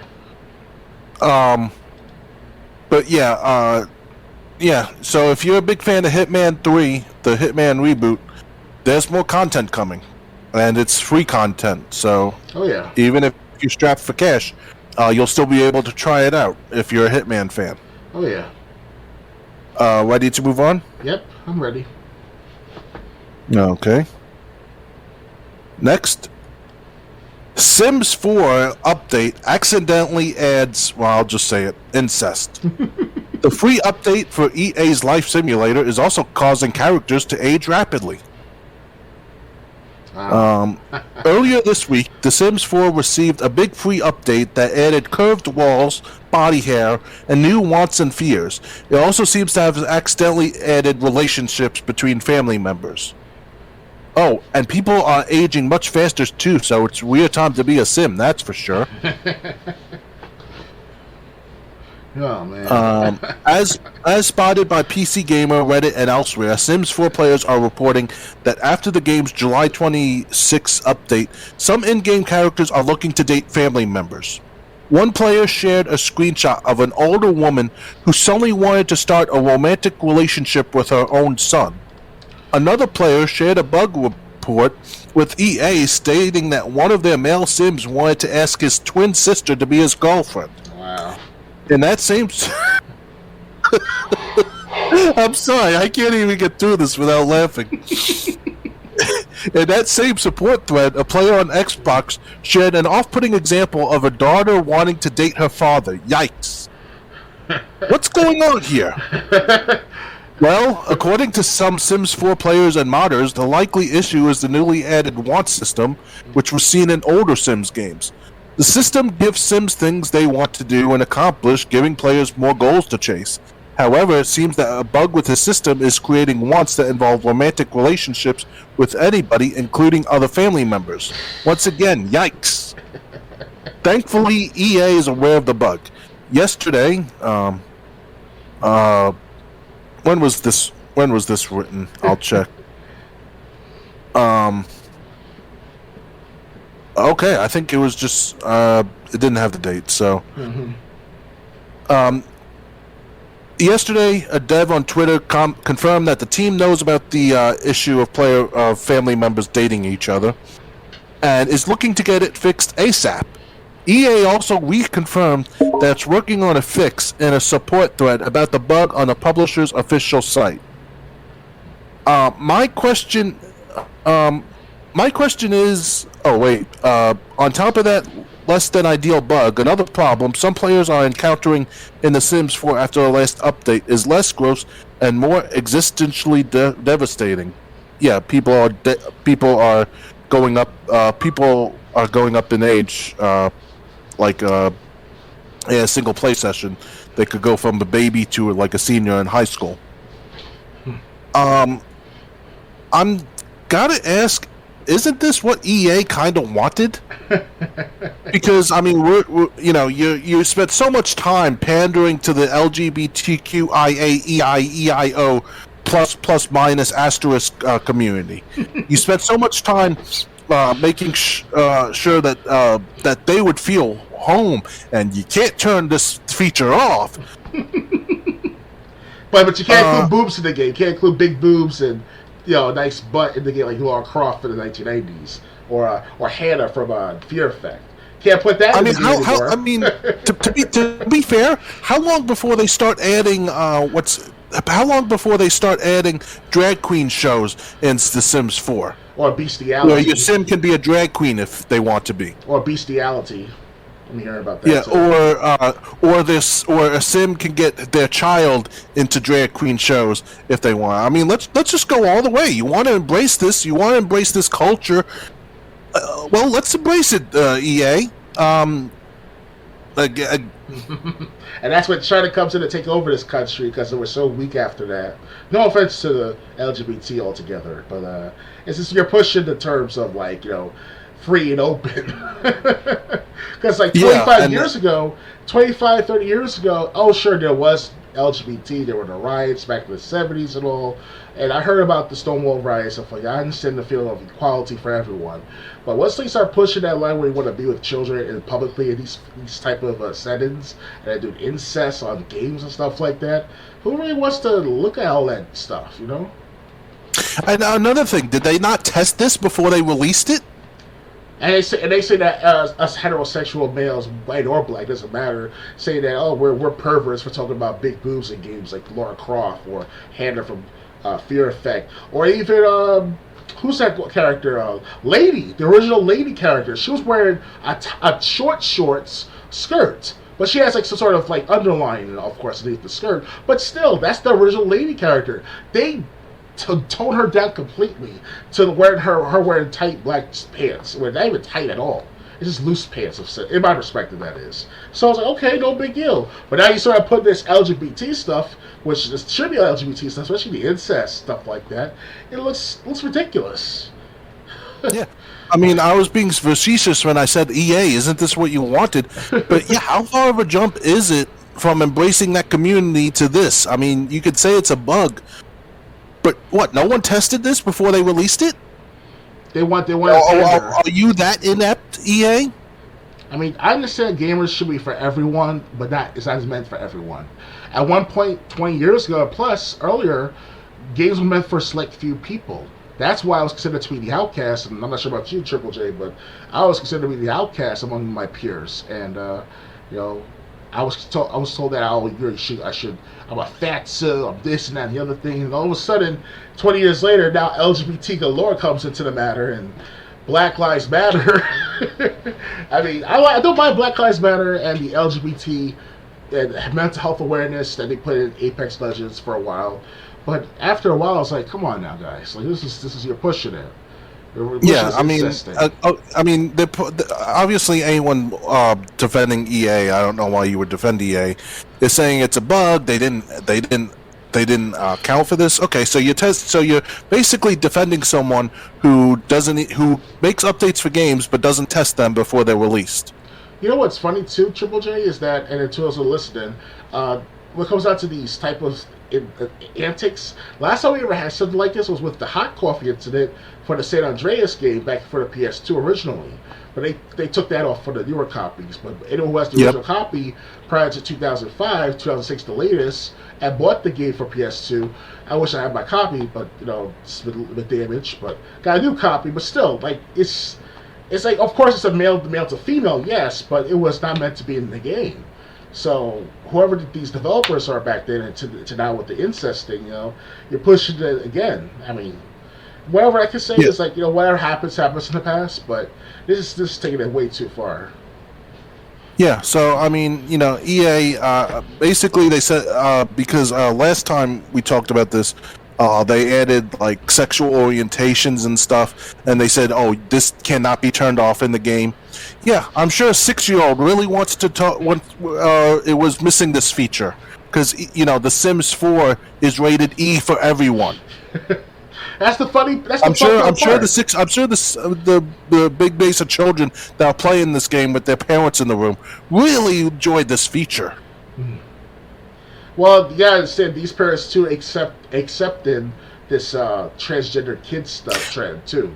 There's some parents out there who accept but there's stuff. a difference between accepting and just using your head. I mean, we're going way too far in the name of acceptance. Well, people who are the parents, they're adapted or they accept the fact that their children may be trans and all. So it's one great step from mankind, right? Yeah, one great leap backwards. And then, like years later, we'll have World War III on our hands because China wants to take over everything from the United States. Oh, if the teenagers, like if the high schoolers and like college kids are the ones defending us, we might as well just throw in the white towel. We're screwed. Yeah, and they're going to be what's in charge of our intricates of our society at large. If these people, especially it comes down to the ones who are currently, getting more power into the mix of things. And I don't like it one bit sometimes. Sometimes I don't like it, but because I already have Bush, Obama, and Clinton and all this about Epstein Island and stuff like that. We don't need more of this stuff coming into having them oversee us, oversee our rule over us. I don't want that to happen in my life. But sooner or later, someone's gonna fight for something, right? Yeah. Well, I mean, like Tom McDonald said in that Snowflake song. I don't mean to be mean, but if the children are our future looks bleak. Good job, EA. Even rappers like Gangstar. You heard of Gangstar before, right? No. So Gangstar is this rapper group. It features Guru and some other rapper. They're a rap duo, pretty much. And they talked about this in the conspiracy track, as well as in some other tracks out there too. You have to look for the Solidity of Chaos, conspiracy. It's the jazz man or whatever it's called. So they were telling the truth as early as the early 1990s about this stuff, indirectly, of course. And now look what's going on now. And Tom McDonald's just telling it up straight up directly to people, like, you guys are weird. Yeah. So I mean, again, The Sims, and a whole nother thing. I have to say, 6, 7, 8 years old. I'll bring up the example again for people who don't know. In the early to mid 90s, I was a big fan of Mighty Morphin Power Rangers. I don't know if you watched it during its first few seasons. Oh yeah. I do remember being a fan of the 1995 movie. By the 1997 movie had come, I was already moved on to other things. Mm-hmm. But the reason I bring Power Rangers up is, I was, maybe 1995, I was 8 years old. Yep. I remember watching Power Rangers one time. I had other merchandise too. And I remember looking at Kimberly and being like, there's something I like about her more than everyone else. I don't know what it is, but, there's just something about her that, there's just something about her that she's my favorite character. Hot lesbian action, great. Well, no, not that. But the thing is, the whole point about how people know their sexuality by the age of 5 is bullshit. Mm-hmm. Like I said, I was 8. I had a crush on Amy Jo Johnson, and I didn't even know why. I didn't even know what a crush was. I just knew that I liked her much more than everyone else. So for people who want to say, 6, 7, 8-year-olds know about this stuff, no, they don't. I didn't. Yeah, I was still thinking about Power Rangers, Pokemon, maybe a girl or two here and there, but I was not into the girls like that. I was thinking of girls are cooties and stuff like that. It's yeah. Like I said, she, Amy Jo Johnson, my first ever celebrity crush, I guess you could say. Okay. And and like I said, I was so young at the time. I didn't even know what a crush was. I didn't know about having romantic feelings towards women, and stuff like that, because I was a kid. Mm-hmm. Thank God I'm not growing up in this era. Yeah, these kids are Ready to going to be move on? confused. In today's world, the children that are being raised up right now, they're going to be confused as a mofo because they're going to be like, oh, I'm a woman today and a man tomorrow and vice versa. I'm Apache helicopter. I'm this, I'm that. And it's like, it's going to be, because the military is going to have a hard time. I'm hearing, not rumors, but there's statements going around on YouTube community that the military is not up to par with their standards of like holding off enemies. Oh yeah, I've heard about that too. I mean, if person myself have a hard time maintaining my own little thing, with like whether it's self-defense or karate or military exercises, whatever the case may be, and I'm not ineligible for it, well, these people today, these kids today are not ineligible to begin with. So, like, give me the military training for about a year or two, and I'll be a top-notch, soldier if I have to. But these guys, My grandfather was who worked in the Air Force when he was. I don't know how old he was. The reason my mom and my mom's brothers and sister was, they all had different birth cities because they were born while my grandfather was in the Air Force. So right. My mom was born, I think, in Hawaii. One of her brothers, my uncle, was born in Las Vegas. And my grandfather said everybody should spend at least a year or two in some military outfit. Army, Marines, Air Force, Navy, whatever, Coast Guard. something. Some should serve their country. Of course, if you physically can handle it. Yes. I wouldn't put someone with asthma in a battlefield condition. Of course. We're like the last to be a self-defense of this country because we are the ones with the disabilities, or whether it's learning disability, or is it about asthma, or is it about height requirements, because you can't be too tall to be in the military, especially with me. I'm 6'7", so you can't be too big or tall to be in the military after a certain height or weight. But yeah, I mean, give me the proper training. I'll fight if I have to. At this rate, it's going to come to be in the future. At this rate, it's going to have to be us anyway. I mean, like even the ones that couldn't qualify for the army are. But anyway, ready to move on? I just want to say this too: that there's this one person, he called himself. Well, I don't want to mention his full name, but let's call him Mont. And Mont mentioned months ahead of time that the military is not up to par with what they're doing with their soldiers to put them into basic training and have them qualified to be actual soldiers. So he's just one of those few people on YouTube altogether. But it's to a point where it's like, in the next at least 10 years from now, there's going to be some form of a shift with some form of dynamic of power play between the nations, especially between the United States and China, along with China's other allies to India, Russia, Pakistan, Iran. They're going to gang up on us, most likely. That's what's going to look like, because they got tired. They got tired of the United States' domination for the last 100 years. Yeah. It's going to be karma slapping the elite's face. Yeah, it's I have to say I felt really protected when Trump was president. I don't feel that same security anymore. Oh yeah, I understand the feeling. The feel is mutual. So, ready to move on? Yeah, Godspeed, everyone. I'm ready. Xbox is getting 3 terrific PlayStation exclusives. During its annual showcase, Annapurna Interactive revealed a release window for thirsty suitors. Okay. You thought not E3 was over? Ha! A month after Jeff Keighley summoned the entire gaming industry to Los Angeles for a week of marketing, Annapurna Interactive, a bit late to the party, hosted its annual showcase. Today, over the course of 30 minutes, the indie publisher gave a look at what's in the works for its offbeat portfolio. Before you ask, no. There's no news about a sequel to Stray. Come on, people, it just came out. Still, there's a lot to write home about. Here's all the important stuff organized from awesome to less so. Okay. Since the launch of this console generation, Annapurna Interactive has published 3 stellar games on PlayStation.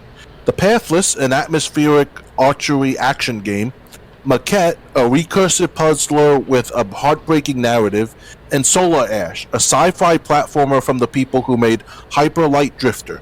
All 3 are also available on PC. Now the trio's console exclusivity agreements are lapsing.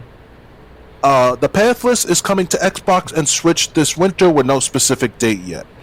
Maquette is hitting Xbox and Switch and will also be added to Game Pass, Microsoft's enormously popular games on demand service. Solar Ash is coming to Steam on December 6th. On PC, it's currently only available on Epic Game Store. It'll also hit Game Pass, no later in the winter, but no date just yet. Screw console exclusivity, it's a good time more people get a chance to play games. Thirsty Suitors, the next game from the makers of Falcon Age, finally has a release window. First revealed during the 2021 Game Awards, the multi-genre RPG is now slated for release next year on Xbox, PlayStation, Switch, and PC. It's a ways off, yes, but in the meantime, there's a demo available on Steam today. Earlier this summer, I played through a version of this demo at the Tribeca Festival. It's dope. Flock is a multiplayer game about getting lost in idyllic wilderness and collecting flying animals on whom you just kind of ride around. It's being developed by folks who previously worked together on Ho-Ho-Com, a placid PlayStation game in which you control a colorful snake creature and navigate a beautifully colored space without any goals or objectives. It's probably the chillest game of all time, or at least of the last console generation. Oh yeah, speaking of Ho-Ho-Com, it's now available on Steam. The obviously tear-jerking narrative game, Hindsight, comes out August 4th for PC, Switch, and iOS devices. Last week, a representative for Annapurna Interactive told me it's the type of game that'll make me feel feelings. It was unclear if that statement was directed at me personally or if it was intended as a descriptor for a broad audience. The first-person narrative game, What Remains of Edith Finch, released in 2017, is getting a free next-gen enhancement. Like most next-gen upgrades, I'll bring the game up to a new It'll bring up the game to a new standard 4K resolution with frame rates of 60 frames per second. It's available today. It'll be Outer Wilds 2. It'll be available on September 15th. No update on news about the incoming Switch port, which was announced during a Nintendo Direct last February. Kentucky Route Zero devs have a new game in the works. Cardboard Computer, the 3-person team behind must-play indie game Kentucky Route Zero, is working on a new game, but didn't share any info about a name, a genre, or a release date. Bounty Star is a mech shooter. Annapurna's portfolio hits for me far more often than it misses, but that's because the publisher specializes in headier fare than you'd see in the AAA space. Bounty Star, a third-person shooter planned for PC, PlayStation, Xbox, where it will launch as part of the Game Pass library, does not seem to fit that bill. Though it features base building and farming elements, you seem to spend a lot of time piloting a mech and using it to shoot at nondescript enemies. The Lost Wild is a survival horror game about evading dinosaurs in a jungle at night. So, do any of these games interest you? Well, hold on, wait a second. Sorry about that. Check back up my notes here. We're talking about the not GTA. What's it called again? The Xbox exclusives, right? Yeah, the PlayStation exclusives and all the games from Annapurna Interactive. Well, they don't ring any bells in my perspective about playing these games on the Xbox, but it might be interesting to play one of them at least. Honestly, I went through this list. The dinosaur survival game where you have to survive a jungle at night that has dinosaurs. That sounds like it'll be interesting. Also, What Remains of Edith Finch, that's getting a 4K upgrade. That game, it's actually pretty sad. I finished it a couple days ago on stream, then went on to Alan Wake's American Nightmare. What Remains of Edith Finch, if you don't mind games that don't have too much action, it's more like exploring this big, huge house. Mm-hmm. And then a couple of gameplay elements where, you find out what happened to this whole family, and then it's a really sad game at the end. Yeah. I do. It's on Game Pass. Last time I checked, I do recommend if you haven't played it that you try it out. Dr. Games 101. I'm talking about you. Wait, me. I'm sorry. Wait, what's the question? Do I even need to go on? I'm sorry, man. I got spaced out for a second. I'm trying to think of the 3 games you mentioned. I can't bring it up properly. So.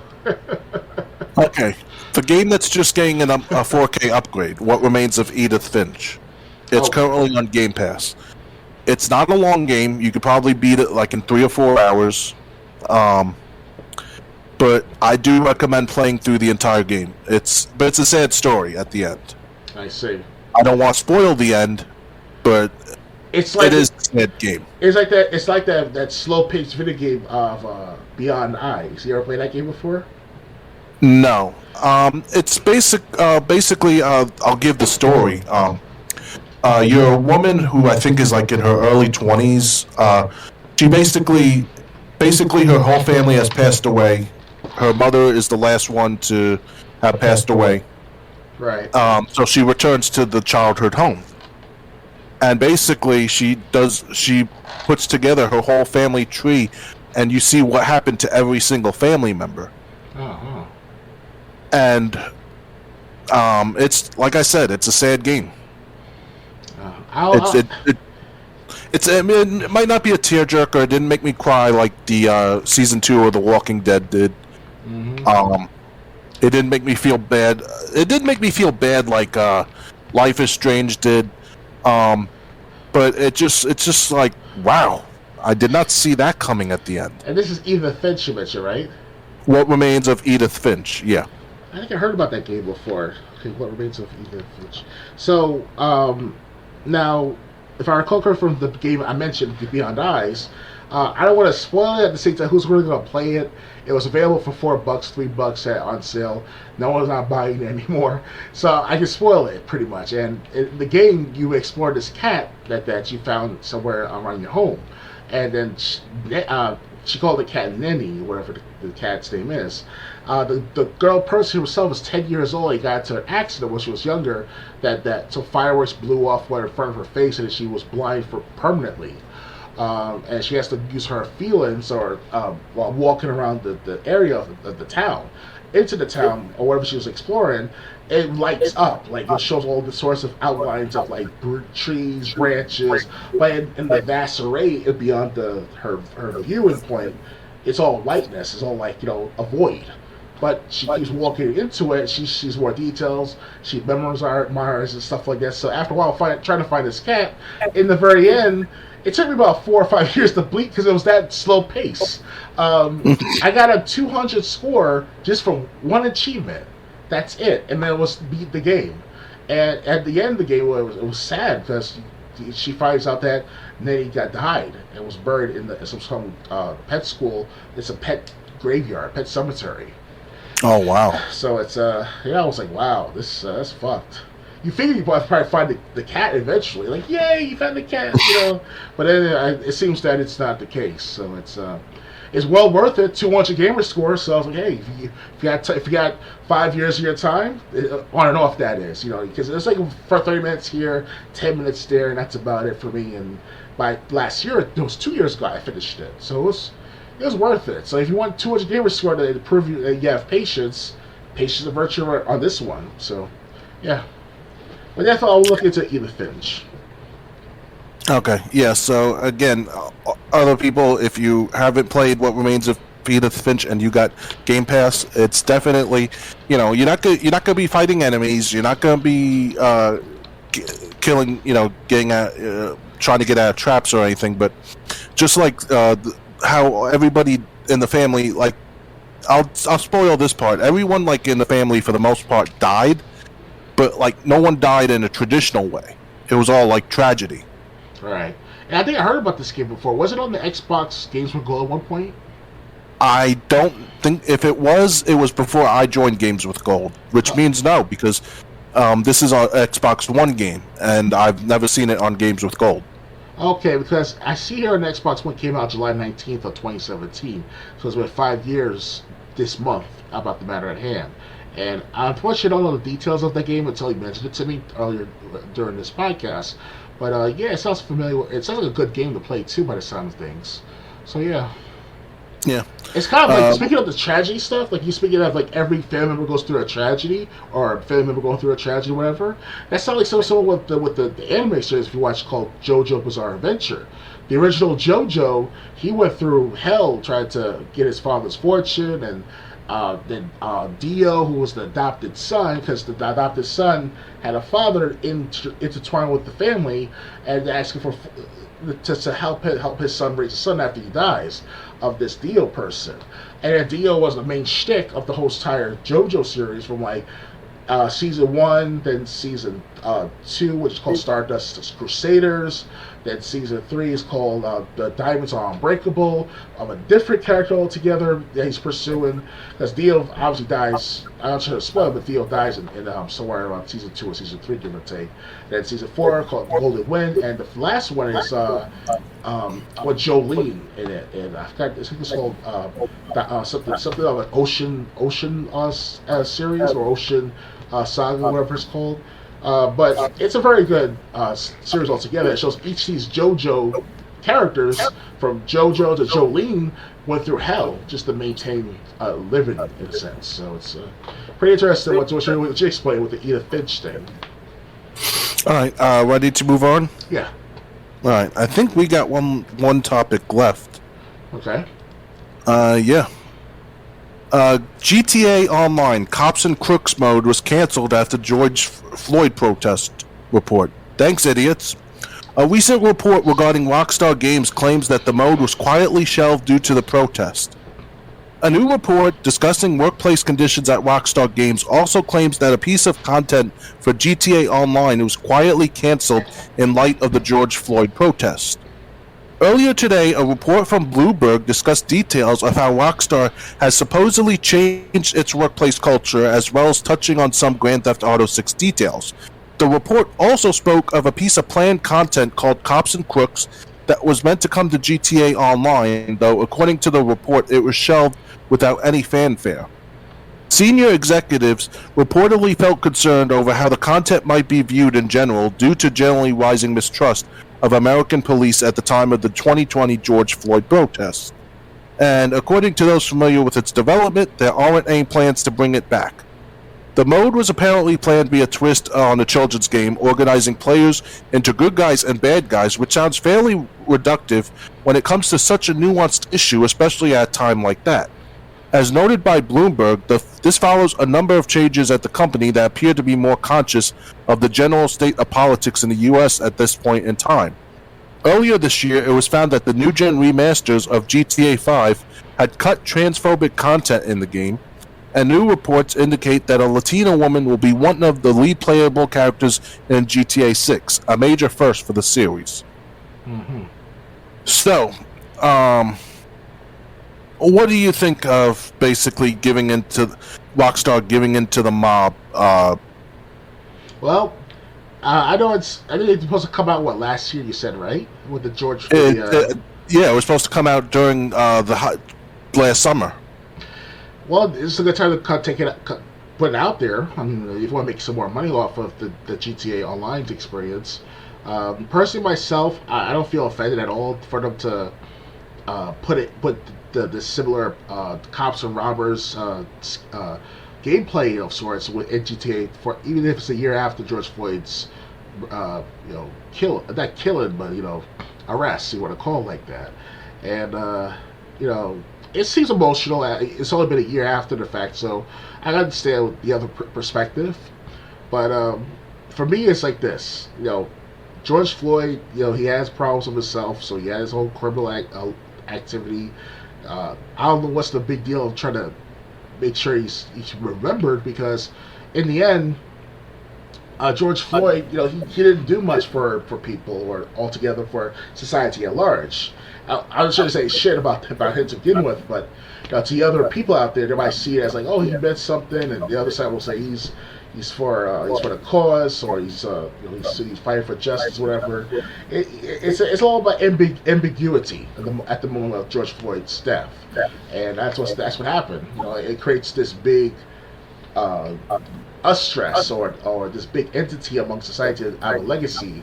Every time when someone dies abruptly, like with Malcolm X or Dr. King, but with George Floyd, he wasn't like Malcolm X or Dr. King in a sense. So, but I'm drifting off topic here. But my point is that Rockstar should have put out there last year, and it's been a year after. Hell, even this year's a good time too.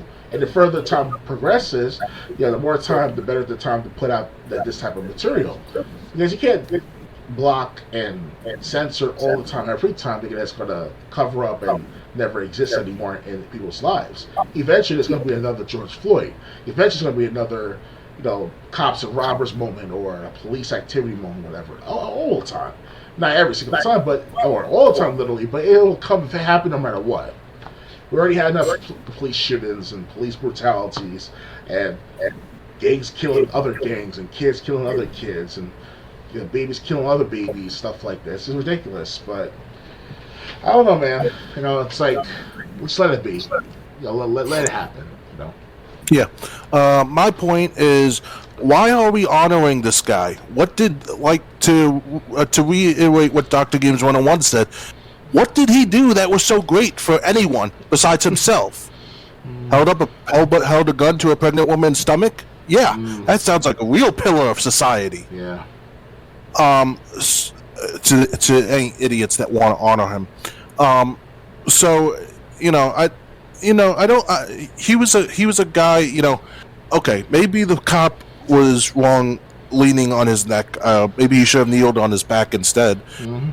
But then again, the guy was so high he was flipping out in the back of the cop car, and they had to let him out of the cop car to keep him from hurting himself. I think he was on some amphetamines, as they called it, or they said he was on fentanyl. Yeah, a lethal dose of it. Oh wow. Great. And I mean, it's just ridiculous how people want to honor this guy, yet they don't even know his criminal history. They don't know, and put this cops and robbers out, because if you're scared about insulting the people that were stupid enough to burn down cities, they're not inside playing your game, so they're not going to be the ones that see this mode. And if you're going to start leaving out modes because you don't want to insult a mob, or you don't want to insult anyone, you know what? Just shut up. Just shut down shop, because anything you make, regardless how tame it is, regardless what it entails, it's going to insult someone. That's why I say I don't care who I offend. After a while, and if you got a problem with it, come see to my face. I'll tell you I have no problem offending you. So enough of this BS. And a lot of people are concerned that GTA 6 is going woke. You know what? If Grand Theft Auto 6 turns out to be another The Last of Us 2, so be it. It'll just be probably the poorest selling Grand Theft Auto game in history. Yeah. Well, I don't mind a female protagonist. We got Laura Croft, like I said, we got Hannah from Fear Effect. So it's like, I don't mind a female protagonist over and over again. And even Battlefield 5, I don't mind it too. But, stuff like what George Floyd and all, it's like, it's offensive to put it out there, especially months after his death or months after any event that's of a catastrophe or a tragedy or sorts. 9/11 happened 20 years ago. People still put out games about 9/11, or they made fun of the Columbine shooter. They actually made a game of the Columbine shooter back like over 10 years ago, 15 years ago on the PC. Like you download it for free and play it still. I think there's still copies of it on the internet somewhere. I never played it of these copies, but still, like it's you can't escape from all this tragedy and sadness and bloodshed, or whatever to call it. It's always going to be there for mankind to see, for all kinds of people to see as well. I wish we can live in a society where we don't need all this violence and sexual things and stuff like that. But it's part of human nature, and you can't. Not saying we cannot escape from it, but it's just that you can't. People who are complaining about it the most, they don't contribute to GTA, or let alone the games altogether. Why should I listen to them about what they want for that game, or games, or for movies or TV shows? Are these people going to watch it? Are they going to tolerate it, or are they going to shut down the half of game industry just because of violence and sex in games? Like, come on now, this is like. It shouldn't be. It's just like that's not a big deal, but it's just that you're overdoing it. Like, let people sell whatever they want to sell to people, and if they find a niche audience for it, by all means, cater to that audience. But other than that, though, I'm not going to cater. If I ever make my own little gaming company, I'm not going to cater to SJWs and anyone who's never paid for my Xbox or my gaming career or anything like that. I'm not going to contribute or pander to these people. They don't even buy the products. They don't even buy video games. They don't do any of that sort. They sit there on Twitter 24/7, not 24/7 literally, but most of their day complaining, not contributing $1, not contributing shares or likes, and do share and likes. That's not the greatest thing, So. And they don't care. And they don't care what other people want. They just want to push their agenda. I mean, we'd be better off once these companies said, "Screw you. You don't like it. Don't buy it."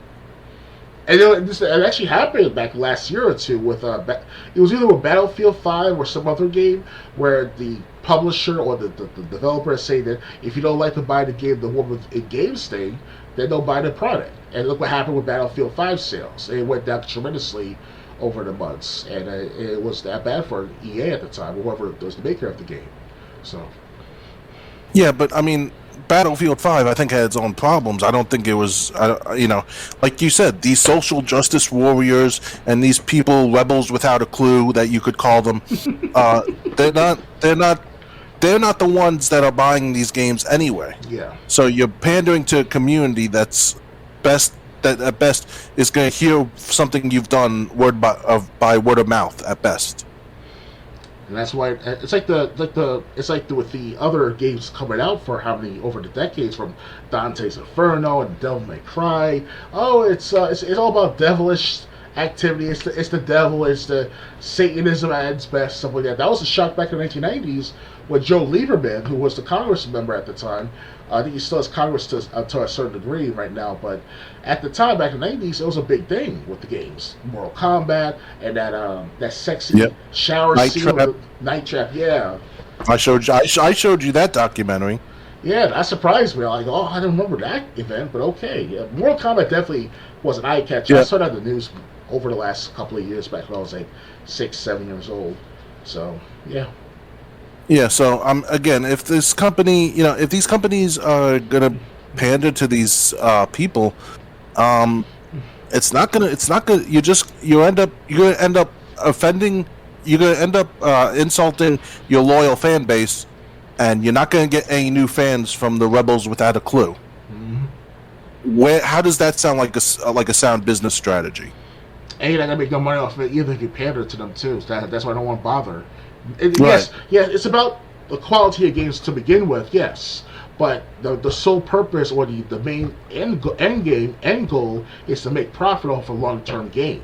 That's what the gaming companies were based off of in the past. So yeah, it's almost like this Christmas special of South Park one year in the early seasons. Remember when first they had a testing like one person of every type, and they had like them hooked up to a brain scan, and they're like, this meter will show how offensive certain words are to different people. I remember that. And then Mr. Garrison like wrote a Christmas production with his class, just using the words that weren't offensive. And most of the crowd and most of the parents were like, "What is this? This has nothing to do with Christmas." And Mr. Garrison's like, "Yeah, you wanted a show that didn't offend anyone. Here you go." I still got the first 5 seasons on DVD somewhere in my room. I still got that shit. That's funny. But do you remember the episode I was telling you I was describing? It's from the first 5 seasons. You're right. Yes, I remember seeing that years ago. Yeah, at least a few times in my awareness. I saw a few times on TV, but it's. I mean, companies should watch that episode of South Park, be like, okay, so in order to not offend anyone, we'd have to make something that was completely unrecognizable to anything we've done before, and people that do give it a chance are going to hate it anyway. Yeah. South Park did a good job back then. My mom didn't want me to watch South Park because of these things going on in South Park. To my awareness, that is. She refused me to watch it until I was 17, 18 years old. So in 2005, of the summertime, right after high school, I graduated high school, I bought a $60 package of like the first 5 seasons of South Park from China. And it was English, dialogue, stuff like that, so on and so forth. So I played that thing like a motherfucker every single time until I realized that they're on the internet. I could watch them for free at one point. But after when the Muhammad thing that came out, not that episode, but the 2 episodes saga where it was like Muhammad was censored completely, they could say the Muhammad name or whatever. That's when they also crossed the line too. It was like, why would Matt and Stone and Trey Parker do that to guys like me or to us like you and me, James? Like Triple J is like, what the hell? Like that was good episodes. Basically they cut that. They don't even, that episode isn't even broadcasted anymore. Yeah. Due to the backlash. But I mean, that's one thing I like about Matt Stone and Trey Parker. They like to use a show like South Park to push the envelope. Yep. And the Book of Mormon, so that's another take of its own. These guys are stepping on toes, but in a good way. And that's like about Matt Stone and Trey Parker. But now in today's world, for how many years, it's like you're lucky to get a decent game now. You're lucky, So. Yeah. So I mean, Grand Theft Auto 6. Like I said, It sounds. Even Lord of Patriarchy on YouTube, he mentioned something that I didn't know. We knew it was a Latina woman. Thank God it's Latina, not Latinx. So they didn't go. So there's hope for Rockstar yet. But they said it's a Latina woman. One of the protagonists will be a Latina woman, but loosely based off on Bonnie and Clyde. Mm-hmm. So, that sounds awesome. But if I'm going to get some homogenized, scrubbed down, safe version of the game, then you can keep it. Like Saints Row's coming out this year. Last time I checked. Yeah. I saw it. I think I told you this in the last podcast or two. I sent it. There was a meme out there going around where it says Saints Row, and it shows one of those Disney show characters of the cast of characters as the Saints Row characters. I was like, that's what Saints Row's coming to be this year. Yeah. Those Disney characters like the That's So Raven and Henry Danger and shit like that. It was crazy. That was funny as hell. I wish I could save onto that meme. If I can find it on my computer, I will definitely post it on Facebook and Twitter. So okay, definitely. So anyway, this is the end of the Let's Discuss Gaming podcast. Our next episode will be on Saturday, August 13th, I think. Okay. Let me double check. Yeah, August 13th, starting at 9 p.m. Eastern. Follow me on Twitch so you can catch these podcasts when they start live. Also, in the About section, there's a link to my BitChute channel where clips are uploaded, and there's a link to my Bonanza store where I sell video games, records, and other things. Also, there's a link to my Twitter so you can follow me on there so you know everything that's going on. Like I said, I'll probably be streaming Hitman 2 tomorrow. Unless something changes in the poll. Do you have anything to say?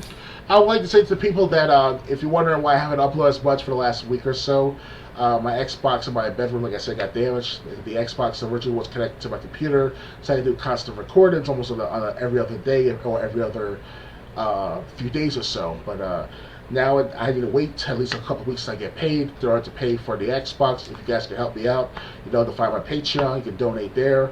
PayPal, everything's down below in most of my videos description boxes. So thank you those who are waiting for me to come back to do more recordings. I wish I could do streams like I mentioned the other day or two on YouTube about doing streams on Twitch every day with like Apex Legends gameplay, but it's too much going on with my activity on my internet, so it's hard on the wireless connection. So, but hopefully in the next couple of weeks I'll resume my gameplay and with you guys along with other videos as well. Well, maybe when you get your new Xbox One, then you can start doing daily streams of Apex Legends. Oh yeah, but I usually in the living room most of the time during that time because I like to be in an open space with a bigger TV. So it's a different experience altogether. So I have a 19-inch in my room, and it's not that much of a in-depth experience per se. But on the bigger TV screen, it was much more in-depth. And problem though with Apex specifically, when you play it wirelessly, there's have connection problems. So that's okay. So basically, that's one of the reasons why you don't see me Twitch streaming since 2019 as often. Because back in 2019, I was streaming Crash Bandicoot, and I'll try to do that every other day for one point, but no one's not watching at the time. And also, my connection was better back then. So, the companies like to cut back on certain older devices of their connectivity, like the 4G connection. They're going to try to make people go for 5G. This is going on right now for the last few months on 5G. So, I can understand where it comes from.